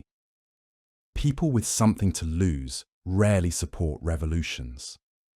The growing merchant class, the expanding bureaucracy, the soldiers receiving regular pay, all became stakeholders in the system Augustus built. Changing it risked their livelihoods. Meanwhile, the conspirators who killed Caesar became cautionary tales rather than heroes. History remembered them as men who triggered catastrophe through short-sighted idealism. Their names survived, but their reputations withered. Brutus the Honourable became Brutus the Fool. Cassius the Patriot became Cassius the Jealous Schemer. This narrative wasn't entirely fair. The conspirators genuinely believed they were saving Rome. Their mistake wasn't malice, but miscalculation. They thought removing one man would restore a system. They didn't understand that the system itself had already failed. Roman expansion had created problems the Republic's institutions couldn't solve. Governing distant provinces required executive authority the Senate couldn't provide efficiently. Managing large armies demanded centralized command the Republic's checks and balances prevented. Maintaining order across the Mediterranean needed decision-making speed, constitutional procedures blocked. Caesar didn't create these problems. He exploited them. His success demonstrated that someone with sufficient authority could govern more effectively than the Senate's collective indecision. The conspirators eliminated Caesar, but couldn't eliminate the conditions that made him successful. Those conditions remained, waiting for someone else to exploit them. Augustus proved more patient than Caesar, more careful, more politically sophisticated. He achieved everything Caesar wanted, while avoiding the mistakes that got Caesar killed. The transformation happened gradually enough that Romans barely noticed. One year they lived in a republic with an unusually powerful first citizen. A decade later, they lived in an empire with an emperor who still called himself first citizen. The substance changed completely. The language stayed the same. Future emperors followed Augustus's template with varying success. Some maintained the fiction of republican government. Others grew impatient and ruled openly, but the pattern Augustus established endured. Rome would never return to genuine republican governance. The empire's needs made that impossible. Looking back, the conspiracy's greatest failure was intellectual. They confused structure with substance. They believed that preserving republican institutions meant preserving republican government. They didn't grasp that institutions become hollow when circumstances render them obsolete. Caesar understood this. Augustus understood this better. The conspirators never understood it at all. They killed Caesar believing they could turn back time. Instead, they accelerated the transformation they feared most. The Republic died, not on the Ides of March, but gradually across decades as Rome's expansion made Republican governance impractical. Caesar's assassination didn't save the Republic. It simply announced that the patient had expired and nobody had bothered writing a death certificate. Augustus wrote that certificate carefully, respectfully, with full honours. He gave the Republic a magnificent funeral, praised its virtues, mourned its passing, and then built something new on its grave. The conspiracy gave him that opportunity. They removed the one man who might have rushed the transition too quickly. They cleared space for someone patient enough to make monarchy permanent. The empire Augustus constructed operated under a fascinating contradiction. Rome officially remained a republic with all its traditional institutions intact. The Senate still convened. Magistrates still held elections. Consuls still announced their decisions with ceremonial authority. Citizens still voted on matters supposedly within their control. Yet beneath this constitutional theatre, power flowed through channels Augustus designed carefully and maintained ruthlessly. He never called himself emperor. That word carried dangerous associations with foreign kings and domestic tyrants. Instead, Augustus accumulated titles that sounded humble while granting absolute authority. Princeps, first citizen; imperator, victorious commander; tribune of the plebs, protector of common people. Each title came with specific powers. Together they made him untouchable. The Senate learned quickly that its role had transformed. Senators still debated policy with elaborate speeches and dramatic gestures. They still voted on laws, appointed governors, and managed state finances. But their decisions required Augustus's approval, spoken or implied. A senator who challenged imperial policy discovered his career ending abruptly through social pressure, financial difficulties, or convenient legal troubles. Most adapted smoothly, recognizing that cooperation brought wealth and status, while opposition brought isolation. Augustus controlled Rome's military completely. Legions stationed across the empire answered to him personally. Their commanders served at his pleasure. Soldiers swore loyalty not to Rome abstractly, but to Augustus specifically. This arrangement ended the Republic's greatest weakness: ambitious generals using armies as political tools. No commander could threaten Augustus because every soldier's paycheck came directly from imperial coffers. Provincial governance underwent equally dramatic changes. Under the Republic, governors had operated like independent rulers, extracting wealth brutally and governing incompetently without meaningful oversight. Augustus divided provinces into two categories. Peaceful regions remained under senatorial administration, maintaining the appearance of traditional governance. Strategic provinces containing military forces fell under imperial control, ensuring armies couldn't be weaponized against Rome itself. Imperial provinces received better governors.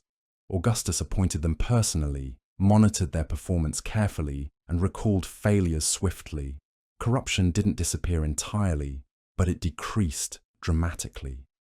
Provinces under imperial administration experienced something revolutionary for Roman governance: predictable taxation, consistent law enforcement, and administrators who occasionally cared about local welfare beyond extraction efficiency. The transformation extended into Rome's economic foundations. Augustus standardized currency across the empire, eliminating the chaotic variety of coins that had complicated trade. He repaired roads systematically, turning military highways into commercial arteries. He secured Mediterranean shipping lanes against piracy, allowing merchant vessels to operate without constant threat. These infrastructure improvements multiplied economic activity exponentially. Rome's population swelled as people migrated seeking opportunity. The city became a genuine metropolis, housing perhaps 1 million residents at its peak. Feeding this population required importing grain from Egypt, Africa, and Sicily on an unprecedented scale. Augustus ensured grain supplies flowed reliably, subsidizing prices when necessary to prevent food riots. Romans called this policy bread and circuses, recognizing that full bellies and free entertainment kept populations content regardless of political arrangements. Augustus also reformed taxation completely. Republican tax collection had operated through private contractors who bid for collection rights, then extracted whatever they could, keeping the difference between collection costs and actual revenue. This system encouraged abuse and generated massive resentment. Augustus replaced contractors with salaried officials who collected fixed amounts determined by imperial survey. Tax burdens remained heavy, but became predictable rather than arbitrary. Legal reforms followed similar patterns. Augustus didn't abolish republican law, which remained theoretically supreme. Instead, he created parallel systems operating under imperial authority. The Praetorian Guard, his personal military force stationed in Rome, enforced order with efficiency the old urban cohorts never achieved. Imperial courts handled cases involving provincial subjects or matters touching imperial interests, operating faster and more consistently than traditional magistrates. Religious policy revealed Augustus's political genius most clearly. Romans believed divine favor determined state success. Augustus wrapped himself in religious authority systematically. He restored 82 temples that had fallen into disrepair, demonstrating piety and employing thousands of workers simultaneously. He revived ancient priesthoods and rituals that republican politicians had neglected. He even built a massive temple to Apollo near his residence, implying divine patronage. Most significantly, Augustus permitted emperor worship in eastern provinces where subjects were accustomed to deifying rulers. He never claimed divinity himself within Italy, where such declarations would have triggered outrage.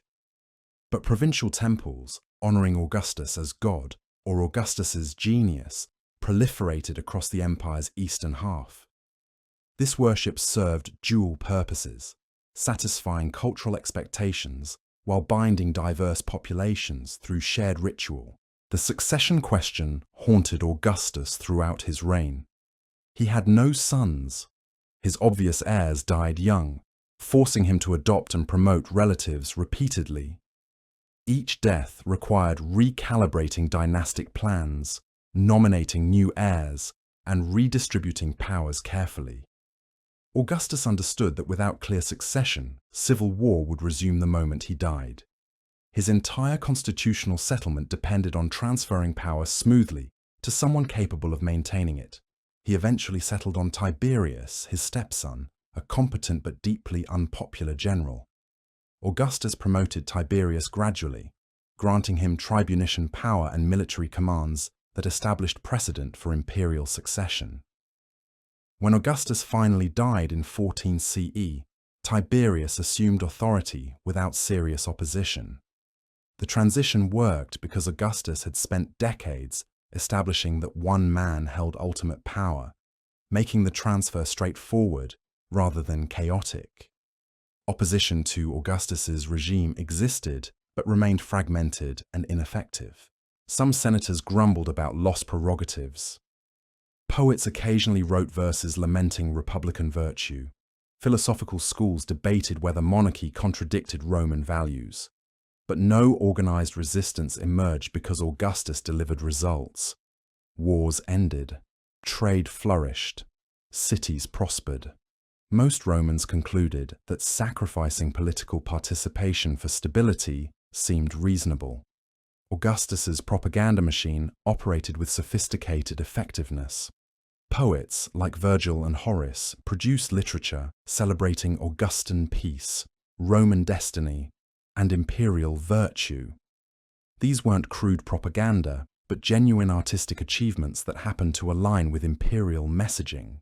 Monuments throughout Rome proclaimed Augustus's achievements through carefully curated inscriptions. The Era Pacis, Altar of Peace, depicted Augustus as pious restorer rather than revolutionary usurper. Public building projects served multiple purposes simultaneously. They employed workers, beautifying Rome while preventing unemployment. They demonstrated imperial generosity, making Augustus personally responsible for civic improvements. They created gathering spaces where Romans encountered imperial imagery constantly. Walking through Augustan Rome meant moving through carefully designed propaganda landscape. The military benefited enormously from Augustus's reforms. Soldiers served fixed terms with guaranteed discharge bonuses, usually land grants in veteran colonies. This professionalization created a standing army loyal to whoever controlled the treasury. Legions developed institutional identities, traditions, and esprit de corps that made them formidable fighting forces. Augustus established military standards that would persist for centuries. Provincial subjects generally welcomed imperial rule. Roman citizenship expanded gradually, incorporating local elites who adopted Roman culture and governed their regions under imperial supervision. This policy created stakeholder classes throughout the empire invested in maintaining Roman order. Provincial cities gained theatres, baths, forums, and temples, transforming into miniature Romes that spread Roman civilization systematically. The economy boomed throughout Augustus's reign. Mediterranean trade reached volumes not seen again until modern times. Roman currency circulated from Britain to India. Merchants operated sophisticated banking networks. Agricultural production increased through land reforms and infrastructure improvements. The empire's population probably grew substantially, though precise figures remain unknown. Cultural achievements flourished under Augustan patronage. Architecture advanced dramatically with improved concrete technology, enabling larger, more ambitious structures. Sculpture reached classical perfection, creating portrait styles that influenced Western art for millennia. Literature produced works still studied today, establishing Latin as a literary language rivaling Greek. The Augustan age became synonymous with cultural achievement. Yet Augustus's settlement contained fundamental weaknesses. It depended entirely on the emperor's competence and character. A capable Augustus could govern effectively. An incompetent or insane successor could wreak havoc with equal ease. The constitution provided no mechanism for removing bad emperors beyond assassination or military coup. Later history would demonstrate this vulnerability repeatedly. The Senate's transformation from governing body to advisory council created long-term problems. Senators retained wealth and social prestige, but lost genuine political power. This disconnect produced generations of frustrated aristocrats who possessed resources and ambition without meaningful outlets. Some channeled energy into administration and military service. Others turned to conspiracy, philosophy, or dissipation. Imperial succession remained perpetually problematic. Augustus established precedent for adopting capable heirs, but later emperors often chose poorly or had succession forced upon them by circumstances. The empire experienced repeated succession crises, civil wars, and military interventions as different factions competed for power, using violence rather than constitutional processes. Provincial governance improved dramatically under Augustus, but remained vulnerable to individual corruption. A conscientious emperor appointed good governors. A negligent emperor tolerated exploitation. Provincial subjects had limited recourse against abuse beyond petitioning Rome, a process requiring resources most couldn't afford. The system worked better than republican chaos, but depended on imperial attention. Military loyalty presented constant danger. Armies stationed far from Rome developed regional identities and loyalties to commanders rather than abstract principles. Ambitious generals could still attempt coups if they controlled sufficient legions, and calculated that soldiers would follow them against the emperor. The 3rd century would see this weakness nearly destroy the empire through endless military rebellions. Economic prosperity under Augustus masked underlying fragility. The empire depended on conquering new territories to provide plunder, slaves, and land for veterans. Once expansion stopped, these resources dried up, creating fiscal pressures. The economy remained fundamentally agrarian without significant technological advancement. Population growth eventually strained agricultural capacity, producing food insecurity that contributed to later instability. Cultural achievements of the Augustan age couldn't be sustained indefinitely. Later, emperors lacked Augustus's sophisticated patronage networks.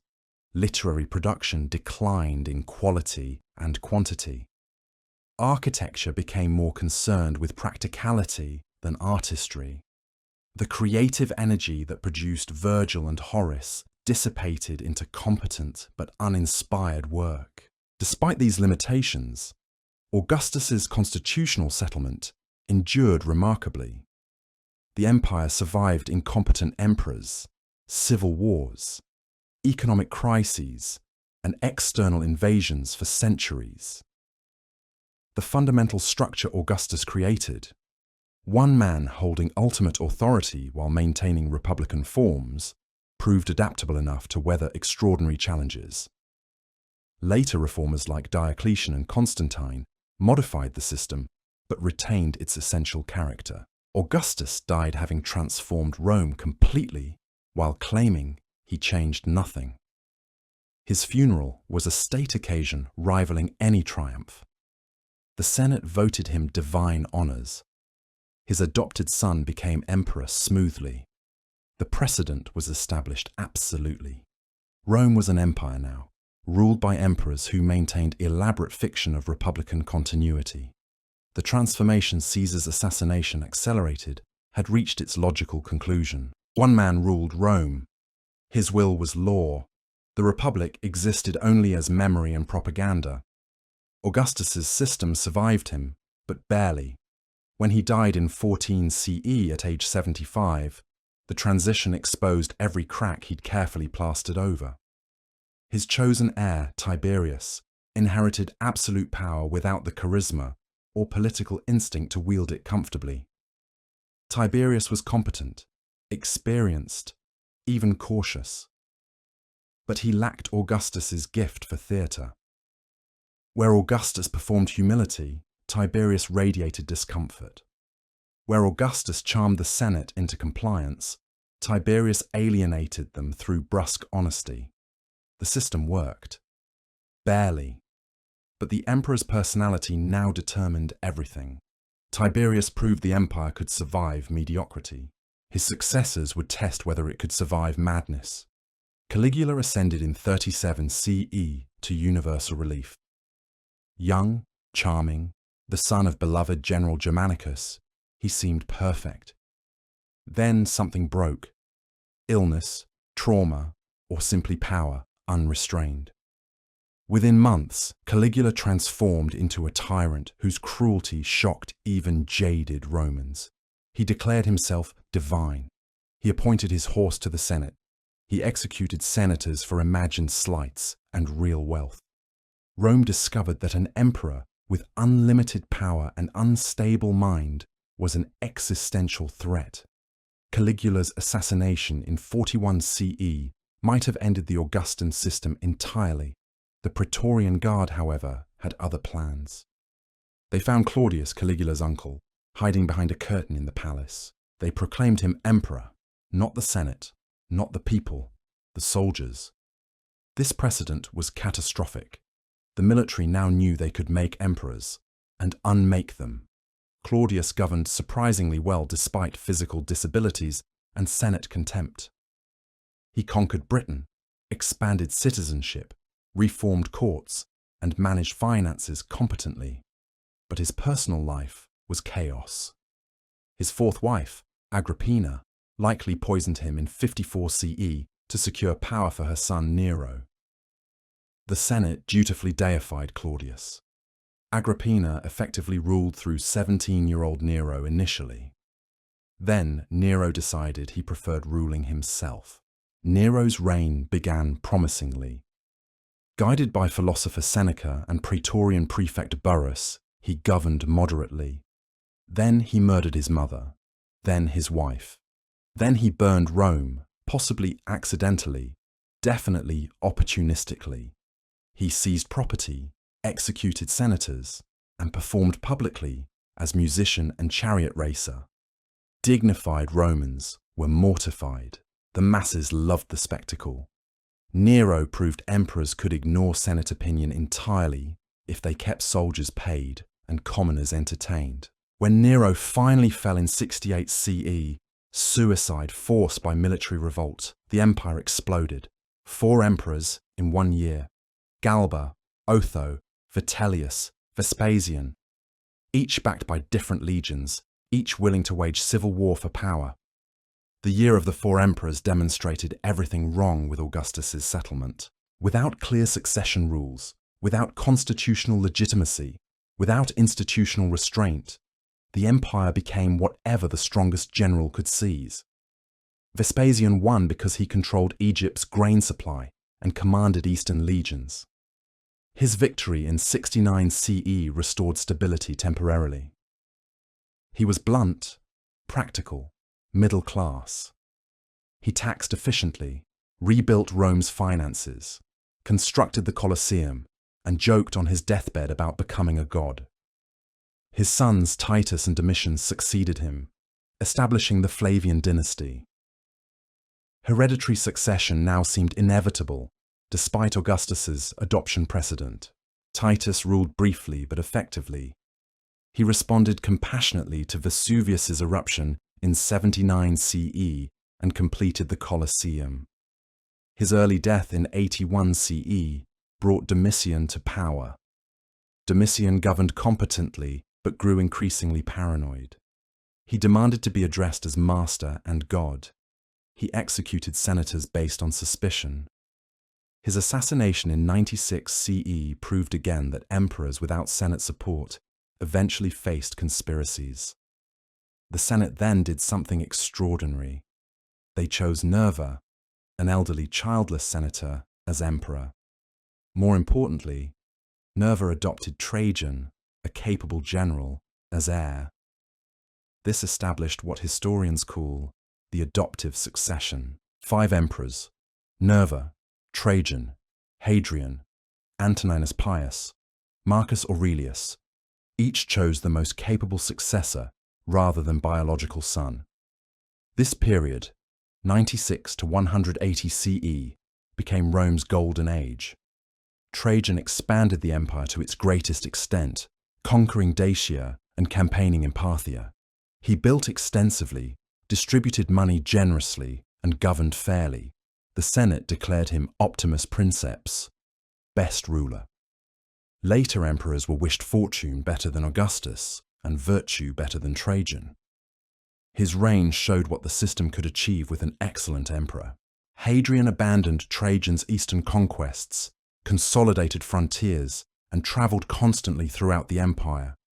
He built walls, reformed administration, patronized arts, and loved Greek culture intensely. His relationship with Greek youth Antinous scandalized traditionalists, but illustrated how personally unaccountable emperors had become. Hadrian made policy based on personal preference without serious opposition. Antoninus Pius ruled peacefully for 23 years.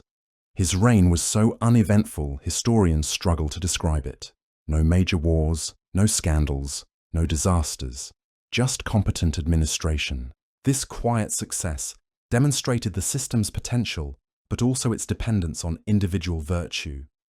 Good emperors brought peace. Bad emperors brought catastrophe. Nothing else mattered.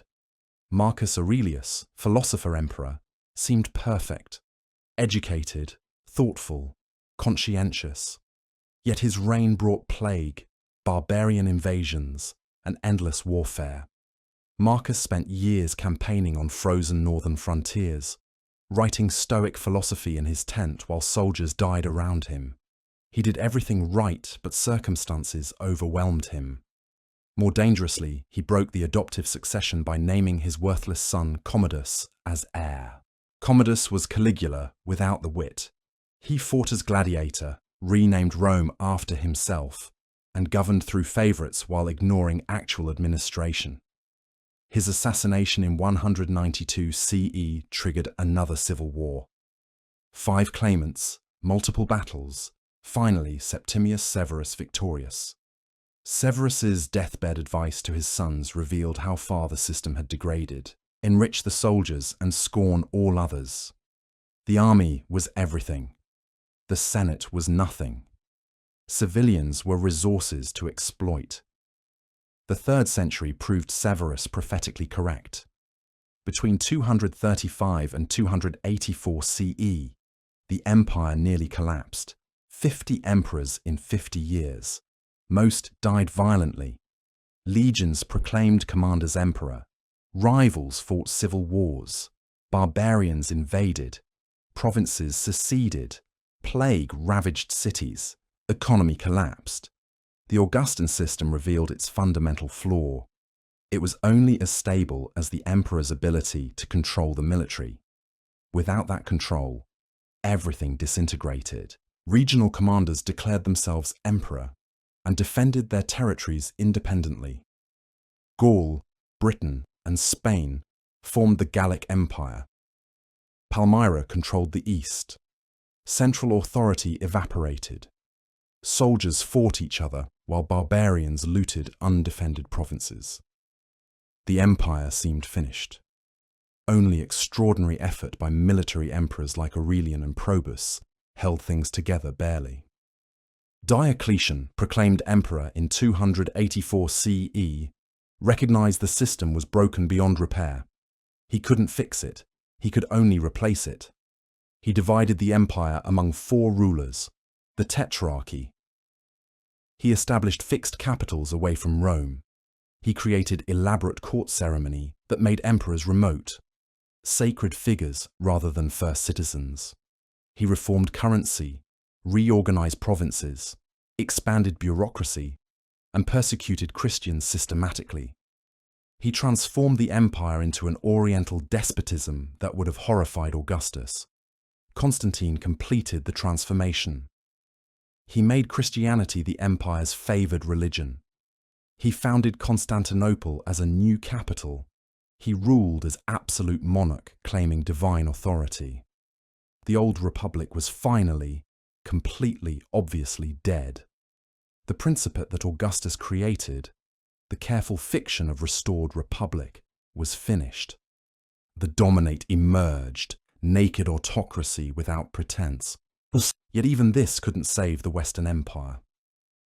Pressure from migrating peoples, economic exhaustion, military weakness, and administrative corruption proved insurmountable. Rome was sacked in 410 CE. The Western Empire limped along until 476 CE, when the last emperor was deposed by a German general who didn't bother claiming the title himself.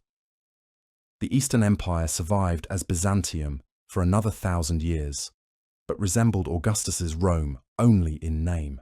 What went wrong? Everything and nothing. Augustus's system was never designed to last forever. It was emergency response to constitutional collapse.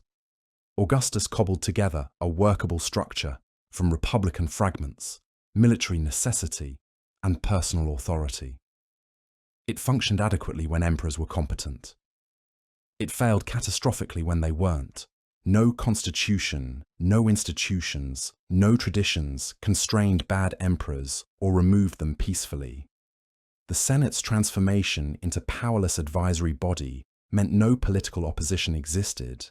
The army's role as emperor-maker meant endless military coups. The lack of clear succession rules meant constant civil wars. The concentration of power in one individual meant that individual's character determined everything. Augustus had been extraordinarily capable. Most of his successors were not. Could it have worked differently? Perhaps if Augustus had created genuine constitutional limits on imperial power. But that would have required trusting institutions he knew were corrupt. Perhaps if he'd established clear succession rules. But hereditary monarchy would have produced incompetent emperors even faster. Perhaps if he'd genuinely restored the Republic, but the Republic had destroyed itself. No one trusted it anymore. Augustus's settlement was a brilliant temporary solution to immediate crisis. It gave Rome 2 centuries of relative stability and prosperity. It created framework for unprecedented territorial expansion and cultural achievement. But it depended entirely on having good emperors, and history cannot guarantee good rulers indefinitely. Eventually, inevitably, the system produced monsters and weaklings. When it did, nothing existed to contain the damage. The Roman Empire's legacy profoundly shaped European history. Its legal codes, administrative structures, architectural innovations, and cultural achievements endured for millennia. But its political lesson was cautionary. Concentrating unlimited power in one person, even brilliant Augustus, creates system vulnerable to catastrophic failure.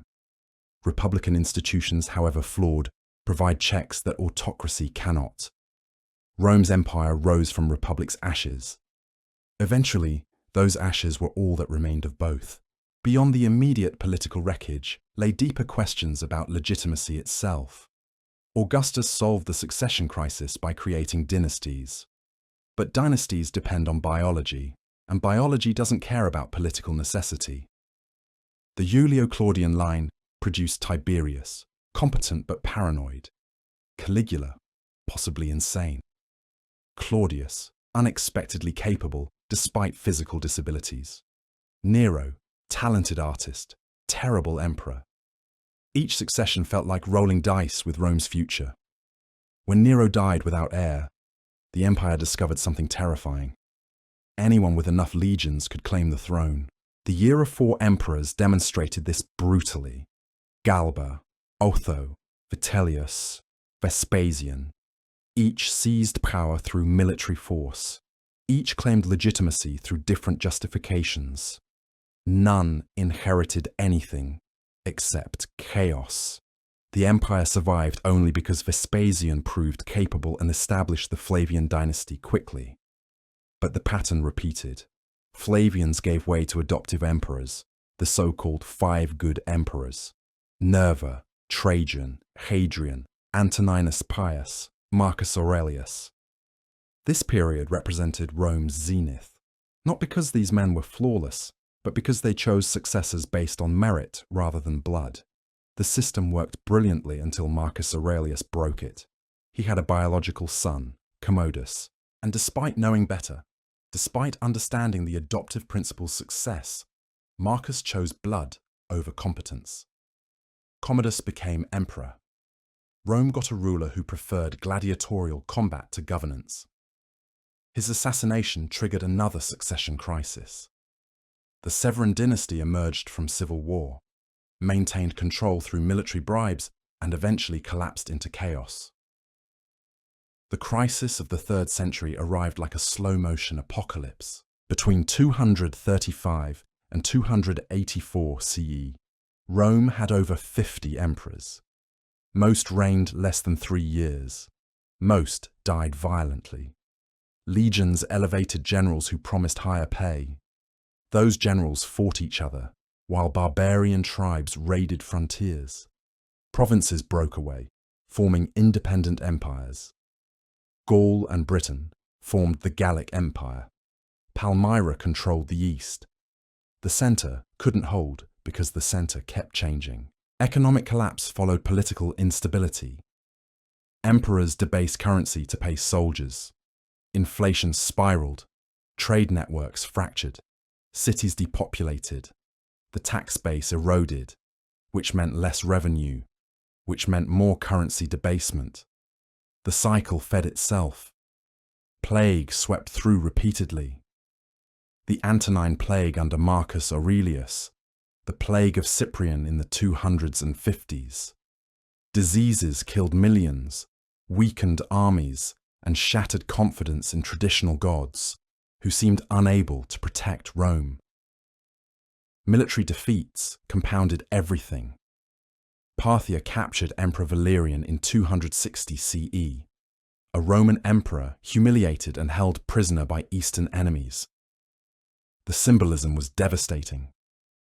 Rome, which once seemed invincible, now appeared vulnerable, Yet somehow the empire didn't collapse entirely. Aurelian reunited the breakaway territories through brilliant military campaigns. He fortified Rome itself, building walls that admitted the empire could no longer defend its frontiers adequately. His assassination prevented him from stabilizing his reforms, but he'd proved recovery was possible. Diocletian inherited this wreckage and responded with radical restructuring. He recognized the fundamental problem. One man couldn't govern an empire this large, this complex, this crisis-prone. His solution was the tetrarchy. 4 rulers, 2 senior Augusti, 2 junior Caesars. Each controlled a region. Each supported the others. The system divided administrative burden. It placed emperors closer to threatened frontiers. It theoretically solved succession by having Caesars automatically become Augusti when their seniors retired. Diocletian even enforced this by retiring himself, the first emperor to voluntarily leave power. The tetrarchy collapsed almost immediately after Diocletian's retirement. Turns out 4 ambitious men with armies don't naturally cooperate. Constantine emerged from the resulting civil wars as sole emperor. He completed Rome's transformation in ways Augustus would barely recognize. Constantine made Christianity the empire's favored religion. This wasn't merely personal piety. It was political calculation. Christianity offered something traditional polytheism couldn't: a unified ideological structure. One God, one church, one hierarchy that could parallel and support imperial authority. He founded Constantinople, deliberately positioning it at the empire's geographic center. Rome remained symbolically important, but real power shifted east.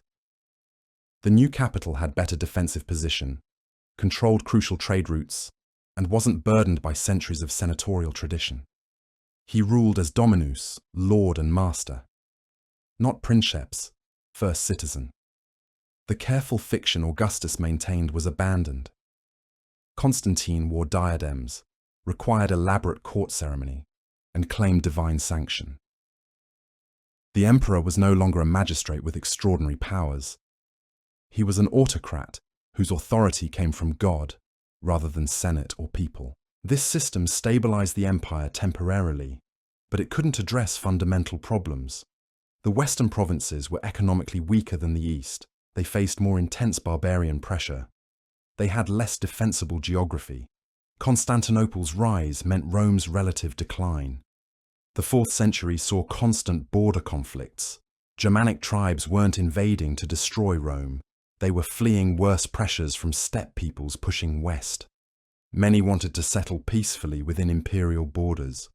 Others were forced across frontiers by desperation. Rome's response varied wildly.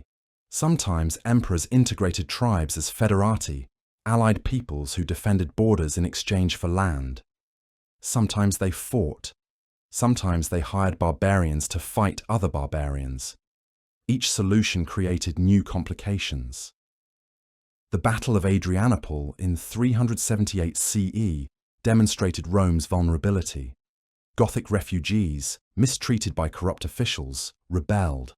Emperor Valens led an army to crush them. The Goths destroyed that army and killed the emperor. Rome hadn't suffered such a devastating defeat in centuries. The empire recovered from Adrianople, but the recovery required settling the Goths within imperial territory as autonomous allies. Rome was effectively ceding control while pretending otherwise. The pattern repeated across frontiers. Western emperors became increasingly puppet figures. Real power lay with generals, many of Germanic origin themselves. Men like Stilicho, Aetius, Ricimer. They made and unmade emperors while defending the empire against external threats.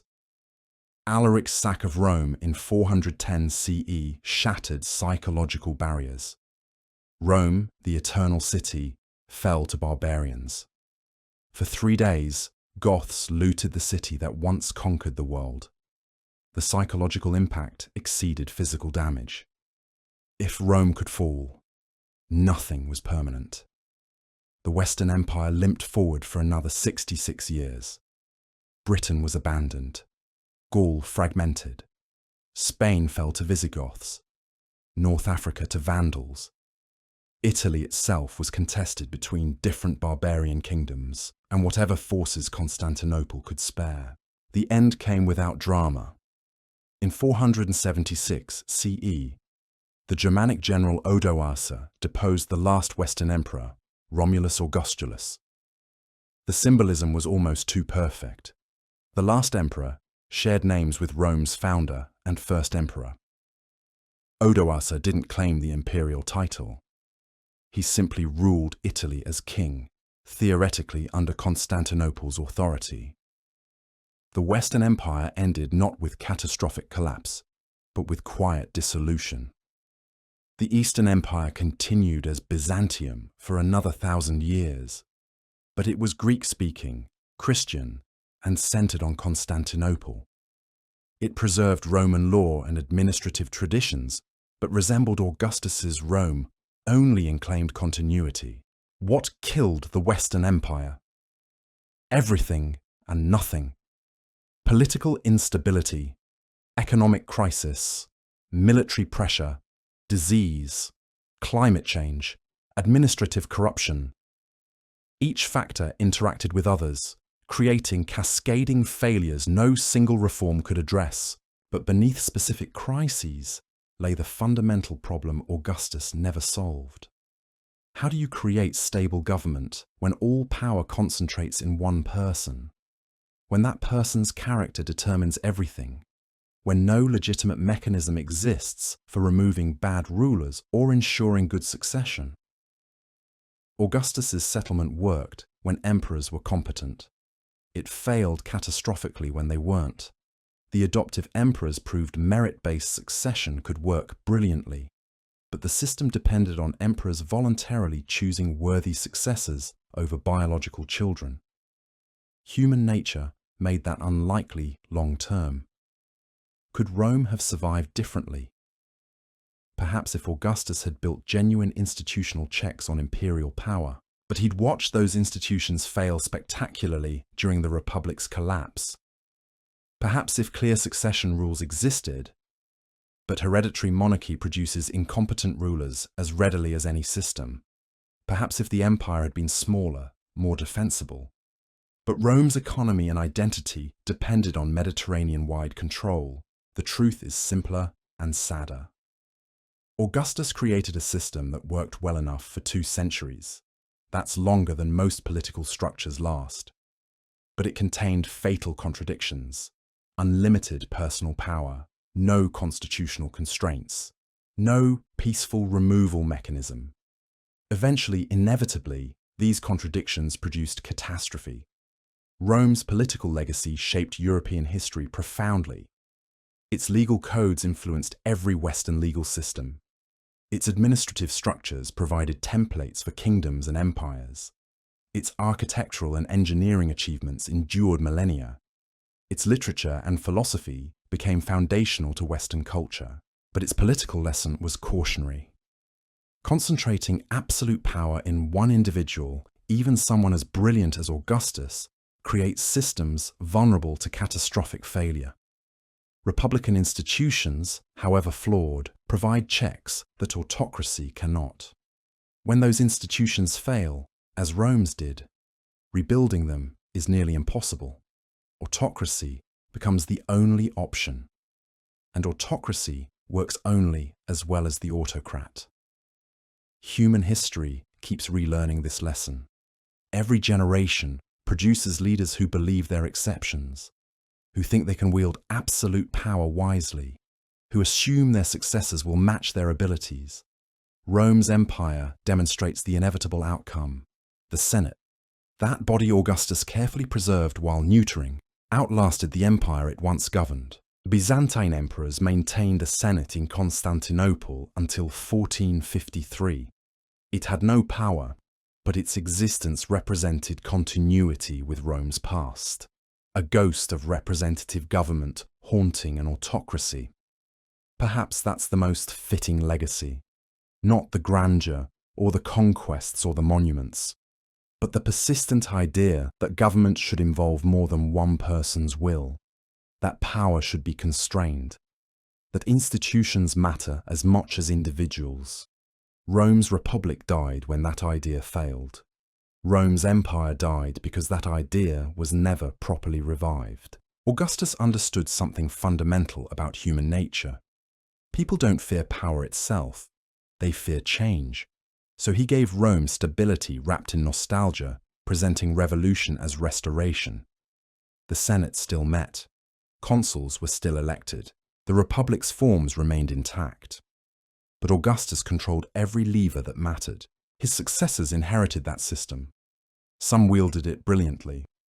Others exposed its fatal weakness. When the emperor was capable, Rome functioned magnificently.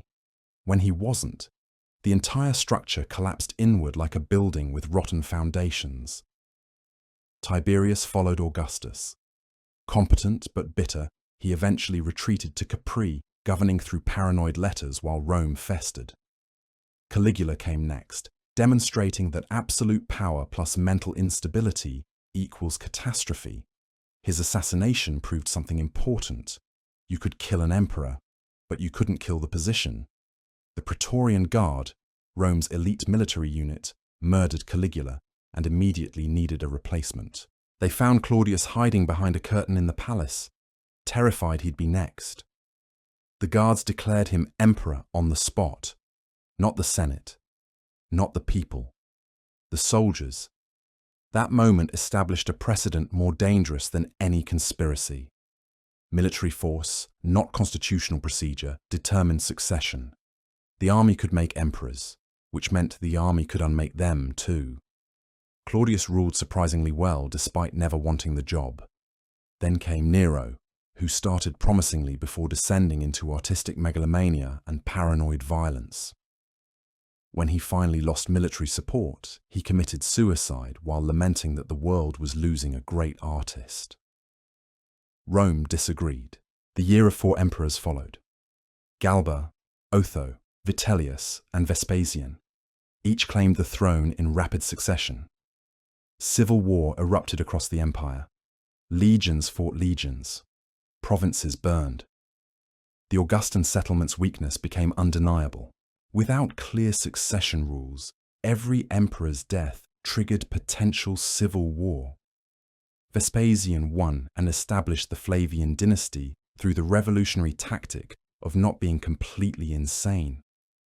He rebuilt Rome's finances, restored military discipline, and proved that competent administration could follow chaos. His son Titus succeeded peacefully, governing well before dying young. Then Domitian took power, demonstrating that hereditary succession guaranteed nothing. Paranoid and autocratic, he alienated the Senate completely before being assassinated by palace staff who'd simply had enough. What followed was remarkable. The adoptive emperors, 5 consecutive rulers who chose their successors based on merit rather than blood. Nerva, Trajan, Hadrian, Antoninus Pius, and Marcus Aurelius presided over Rome's golden age.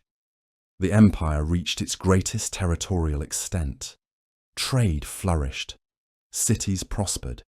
Culture bloomed. This period proved Augustus's system could work spectacularly, but only under specific conditions. Each emperor deliberately selected the most qualified candidate, usually adopting him legally to establish legitimacy. They chose administrators over generals, competence over charisma. Marcus Aurelius broke the pattern. Philosopher king though he was, he passed power to his biological son, Commodus, who was absolutely terrible, violent, erratic, convinced he was Hercules reincarnated. Commodus wasted state resources on gladiatorial games while ignoring actual governance. His assassination triggered another succession crisis. The Severan dynasty eventually emerged, but the damage was done. The precedent that merit-based succession could be abandoned for hereditary convenience undermined everything the adoptive emperors achieved. The 3rd century brought catastrophe. 26 emperors in 50 years. Most died violently. Legions across the empire declared their commanders emperor simultaneously, triggering constant civil wars. Provinces seceded. Borders collapsed under barbarian pressure. Plague swept through cities. The economy imploded as currency devaluation destroyed trade. This wasn't random chaos. It was Augustus's system failing completely.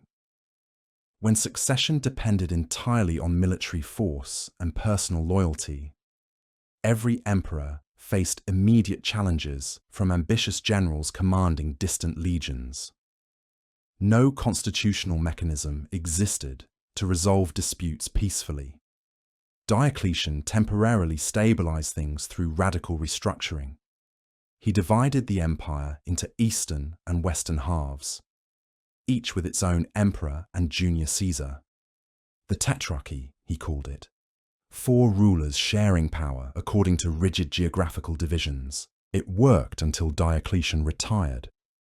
Then his carefully constructed system immediately collapsed as the 4 rulers fought for supremacy. Constantine emerged victorious, reuniting the empire under single rule.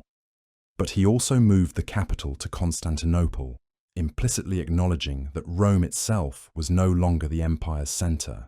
Constantine's conversion to Christianity transformed Rome religiously, but didn't solve its political problems.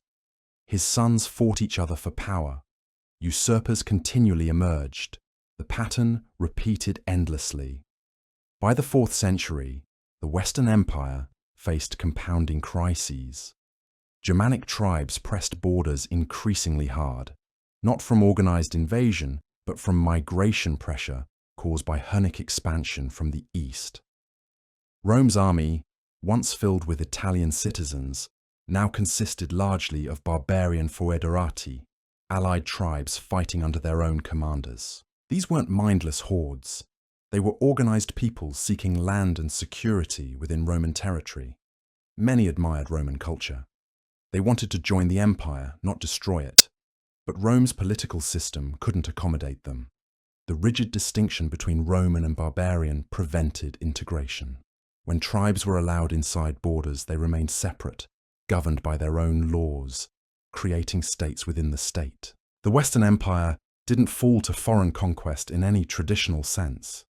It fragmented as central authority weakened, and regional commanders, often leading barbarian federati, carved out independent kingdoms while technically acknowledging imperial authority. Romulus Augustulus, the last Western emperor, was deposed in 476 by Odoacer, a Germanic commander who simply decided the position was unnecessary. He declared himself king of Italy and sent the imperial regalia to Constantinople, saying one emperor was enough. No dramatic battle marked the end, no siege of Rome. Just a teenager emperor being pensioned off while a barbarian king took control. Most people barely noticed. Life continued. Laws remained enforced. Trade persisted. What died wasn't Rome itself, but the political fiction that a single emperor ruled the Mediterranean world from Italy. The Eastern Empire continued. The Western territories became Germanic kingdoms that preserved Roman law, used Latin, and claimed continuity with Rome's legacy. The Senate survived in Rome under barbarian kings for decades. Senators still wore togas, delivered speeches, and pretended they governed. Their powerlessness was absolute, but their persistence remarkable. Christianity inherited Rome's political ambitions. The Pope claimed authority over Western kingdoms using arguments borrowed from imperial ideology. The Holy Roman Empire, founded centuries later, explicitly claimed to continue Rome's legacy despite being neither holy, Roman, nor particularly imperial. Byzantine emperors in Constantinople maintained Roman identity for 1,000 years. They called themselves Romans. They preserved Roman law. They governed using Roman administrative structures. But they spoke Greek, practiced Orthodox Christianity, and inhabited a world Augustus wouldn't recognize. Rome's true legacy wasn't military or even administrative. It was conceptual. The idea that law should be universal, applied equally across territories and peoples. The notion that government requires written codes, not just personal authority. The belief that citizenship means something beyond tribal identity. Every European legal system traces ancestry to Roman law. Every Western government borrowed Roman organizational principles. Every empire since claimed Roman inheritance. But the political lesson remained cautionary. Concentrating unlimited power in one person, no matter how brilliant, creates systems that work magnificently under good rulers and collapse catastrophically under bad ones. Republican institutions, however flawed, provide checks that autocracy cannot match. Augustus built something that lasted centuries, but he couldn't solve the fundamental problem of autocratic succession. Merit-based selection worked until human nature intervened. Hereditary succession guaranteed nothing except that incompetent rulers would eventually inherit absolute power. The question Augustus never answered haunts every autocracy since. How do you remove a bad ruler without destroying the system? How do you ensure competent succession without relying on individual virtue? Rome never solved this. Neither has anyone else. The empire's physical monuments still stand. Aqueducts still carry water. Roads still connect cities. The Colosseum still dominates Rome's skyline. These endure because they were built with materials and engineering principles that transcend politics. But the political structure Augustus created couldn't outlast the humans operating it. It required wisdom, restraint, and competence from people who held unchecked power. Sometimes it got those qualities. Often it didn't. When historians debate Rome's fall, they list contributing factors endlessly. Economic crisis, military pressure, disease, climate change, political instability, all true, all insufficient alone. The real answer is simpler and sadder. Augustus created a system that worked well enough for 2 centuries. That's longer than most political structures survive. But it contained contradictions that eventually produced catastrophe, unlimited personal power. No constitutional constraints. No peaceful removal mechanism for bad rulers. These problems didn't cause immediate collapse. They created vulnerabilities that accumulated until crisis exposed them. Rome's legacy shaped everything that followed. Its law codes, administrative templates, engineering achievements, and cultural contributions became foundational to Western civilization. But its political lesson was cautionary, not inspirational. The Senate, that body Augustus carefully preserved while neutering, outlasted the empire it once governed. Byzantine emperors maintained a Senate in Constantinople until 1453. Powerless but persistent, it represented continuity with Rome's past. A ghost of representative government haunting an autocracy. Perhaps that's the fitting legacy, not the grandeur or conquests or monuments, but the persistent idea that government should involve more than one person's will. That power needs constraints, that institutions matter as much as individuals. Rome's republic died when that idea failed. Rome's empire died because that idea was never properly revived. The forms remained, but the substance vanished, replaced by elaborate theatre pretending absolute power was something else. Every generation produces leaders who believe they're exceptions, who think they can wield absolute power wisely, who assume their successors will match their abilities, who promise that this time, concentrated authority will serve the public good. Rome's empire demonstrates the inevitable outcome. Systems built around individual authority work only as well as those individuals. And humans, even extraordinary ones, remain human. Fallible, mortal, and incapable of guaranteeing their successors' quality. Augustus understood this partially. He tried to build institutions that would outlast him. But he never escaped the fundamental contradiction. He claimed to restore the Republic while concentrating all power in himself. He created a system requiring both unlimited authority and perfect restraint. For a while, it worked. That's what makes Rome's story tragic, rather than simply cautionary. The Augustan settlement wasn't doomed from the start. It succeeded brilliantly under certain conditions, but those conditions couldn't be maintained indefinitely. The empire's fall wasn't sudden catastrophe, but gradual dissolution. Not explosion, but erosion.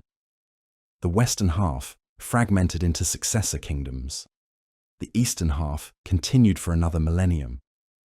Both claimed Roman identity. Neither matched Rome's height. What remains are lessons written in stone and blood, about power's corrupting nature, about succession's unsolved problem, about the gap between constitutional theory and political reality, about the difference between systems that function and systems that endure. Rome built the greatest empire the ancient world had seen. It created legal frameworks still used today. It established administrative principles still followed. It produced literature, philosophy, and art still studied. But it never solved the question Augustus left unanswered. How do you build stable government when all power concentrates in one person? How do you ensure peaceful succession? How do you remove bad rulers without destroying the state? These questions outlasted Rome itself. They haunt every autocracy since. They remain unsolved in every system that places ultimate authority in individual hands. The ruins scattered across 3 continents testify to Rome's achievement, but they also mark its failure. Grand buildings outlasted the government that built them. Stone proved more durable than political systems.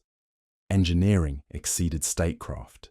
In the end, Rome's greatest legacy might be teaching us what doesn't work, showing us that concentrated power, however brilliantly wielded initially, eventually produces catastrophe, demonstrating that institutions matter more than individuals, no matter how extraordinary those individuals seem. Augustus created an empire. His system maintained it for centuries, but the contradictions he embedded in Rome's foundations ensured that eventually, inevitably, everything he built would crumble. Not from external conquest, but from internal impossibility. That's the lesson Rome teaches. Not that autocracy always fails immediately, but that it always fails eventually. The question is never whether systems built on individual authority will collapse, only when, how, and who suffers most when they do. The conspirators who killed Julius Caesar believed they were saving Rome. They convinced themselves that 23 stab wounds would restore republican virtue, that removing one man would reverse decades of institutional decay, that murder could substitute for reform. History proved them catastrophically wrong on every count. Their assassination didn't save the Republic. It guaranteed its extinction. The civil wars that followed killed more Romans than Caesar's dictatorship ever threatened. Brutus and Cassius triggered the violence they claimed to prevent, then died without accomplishing anything except clearing the path for someone younger, smarter, and infinitely more patient. Augustus learned from Caesar's mistakes while inheriting all his advantages. He understood that Romans would accept monarchy if you never called it monarchy. He realized that absolute power wrapped in republican language was more durable than obvious tyranny. Where Caesar accumulated honors too eagerly, Augustus refused them publicly before accepting them reluctantly. Where Caesar challenged Roman sensibilities, Augustus carefully preserved them while quietly dismantling their substance. The transformation happened gradually enough that Romans barely noticed. 1 year, they lived in a republic with an unusually powerful first citizen. A decade later, they lived in an empire with an emperor who still called himself first citizen. The substance changed completely. The language stayed the same. The Senate continued meeting. Elections still happened. The forms remained intact. But everyone understood the truth. Real power lived in one man's hands. This wasn't what the conspirators intended. They wanted restoration. They got evolution. They thought killing Caesar would turn back time. Instead, they accelerated the transformation they feared most. Their greatest failure wasn't murdering Caesar. It was believing that removing one man could fix a system that had already collapsed. Rome's republic died not on the Ides of March, but gradually across decades as expansion made republican governance impractical. Governing distant provinces required executive authority the Senate couldn't provide efficiently. Managing large armies demanded centralized command the republic's checks and balances prevented. Maintaining order across the Mediterranean needed decision-making speed constitutional procedures blocked. Caesar didn't create these problems. He exploited them. His success demonstrated that someone with sufficient authority could govern more effectively than the Senate's collective indecision. The conspirators eliminated Caesar, but couldn't eliminate the conditions that made him successful. Those conditions remained, waiting for Augustus to exploit them more carefully. The system Augustus constructed operated under fascinating contradiction. Rome officially remained a republic with all its traditional institutions intact. Yet beneath this constitutional theatre, power flowed through channels Augustus designed and maintained ruthlessly. He never called himself emperor. That word carried dangerous associations. Instead, he accumulated titles that sounded humble while granting absolute authority. Princeps, first citizen, imperator, victorious commander, tribune of the plebs, protector of common people. Together they made him untouchable. Augustus ruled for 41 years, bringing stability after generations of chaos. He reformed the military, established professional legions loyal to the state rather than individual commanders. He reorganized provincial administration, reducing corruption and improving efficiency. He sponsored massive building projects, transforming Rome from brick to marble. He created systems of governance that survived centuries. He became everything the conspirators feared Caesar would become. Except Augustus did it so carefully that nobody could justify stopping him. He proved that monarchy could wear republican clothing, that absolute power could hide behind constitutional facades, that Romans would accept what they'd always rejected if it was presented correctly. His successors inherited this model with varying success. Some maintained the fiction of republican government. Others grew impatient and ruled openly. But the pattern Augustus established endured. Rome would never return to genuine republican governance. The empire's needs made that impossible. The system worked brilliantly when emperors were competent. It failed catastrophically when they weren't. Tiberius, Caligula, Claudius, Nero. Each succession felt like rolling dice with Rome's future. When Nero died without heir, the empire discovered that anyone with enough legions could claim the throne. The year of 4 emperors proved that succession depended entirely on military force, not constitutional procedure. The adoptive emperors temporarily solved this problem through merit-based selection. Nerva, Trajan, Hadrian, Antoninus Pius, Marcus Aurelius presided over Rome's golden age by choosing successors based on competence rather than blood. But Marcus Aurelius broke the pattern, passing power to his worthless son Commodus. The system's vulnerability became undeniable. Good emperors could maintain stability, but nothing prevented bad emperors from inheriting absolute power. The 3rd century brought catastrophe. 50 emperors in 50 years. Most died violently. The empire nearly collapsed as political instability, economic crisis, military pressure, disease, and administrative corruption created cascading failures no single reform could address. Diocletian temporarily stabilized things through radical restructuring.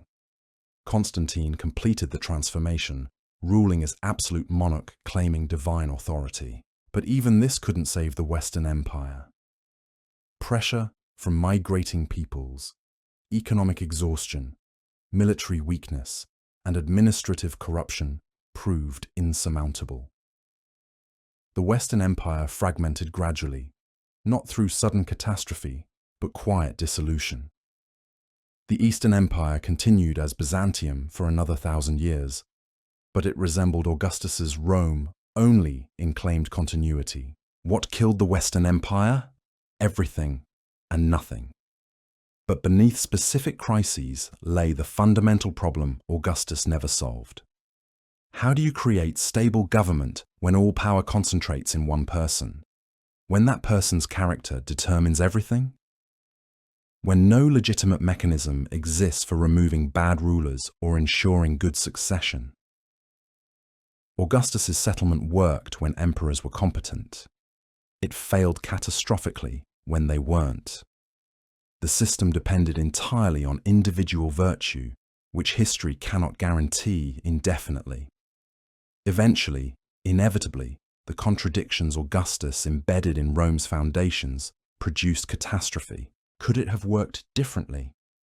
Perhaps if Augustus had built genuine institutional checks on imperial power, but he'd watched those institutions fail spectacularly during the Republic's collapse. Perhaps if clear succession rules existed. But hereditary monarchy produces incompetent rulers as readily as any system. Perhaps if the empire had been smaller, more defensible. But Rome's economy and identity depended on Mediterranean-wide control. The truth is simpler and sadder. Augustus created a system that worked well enough for 2 centuries. That's longer than most political structures last. But it contained fatal contradictions, unlimited personal power, no constitutional constraints, no peaceful removal mechanism. These problems didn't cause immediate collapse. They created vulnerabilities that accumulated until crisis exposed them completely. Rome's political legacy shaped European history profoundly. Its legal codes influenced every Western legal system. Its administrative structures provided templates for kingdoms and empires. Its architectural and engineering achievements endured millennia. Its literature and philosophy became foundational to Western culture. But its political lesson was cautionary, not inspirational. Concentrating absolute power in one individual, even someone as brilliant as Augustus, creates systems vulnerable to catastrophic failure. Republican institutions, however flawed, provide checks that autocracy cannot match. When those institutions fail, as Rome's did, rebuilding them becomes nearly impossible. Autocracy becomes the only option. An autocracy works only as well as the autocrat. Human history keeps relearning this lesson.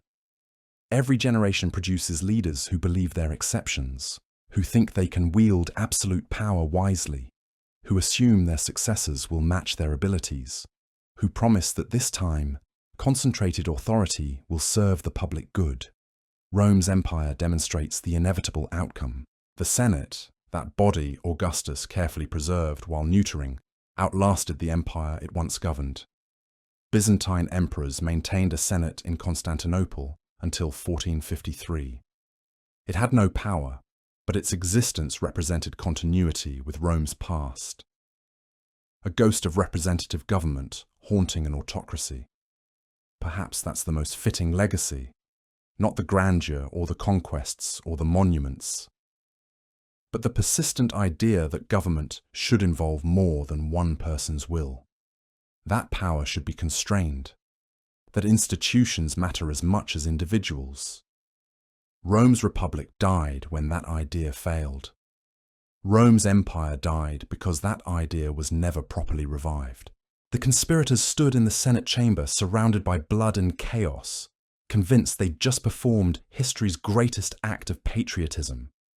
They expected Rome to celebrate. Instead, they triggered 16 years of civil war, guaranteed the republic's extinction, and cleared the path for a system of hereditary emperors that would last 5 centuries. Their failure was total. They wanted to preserve the republic. They destroyed it. They wanted to prevent dictatorship. They created monarchy. They wanted to be remembered as heroes. History gave them something more complicated. A reminder that killing a leader is easy. Fixing a broken system is nearly impossible. And believing that dramatic gestures can substitute for structural reform is the oldest political delusion in human history. Rome's ruins scattered across 3 continents testify to its achievement. But they also mark its failure. Grand buildings outlasted the government that built them. Stone proved more durable than political systems. Engineering exceeded statecraft.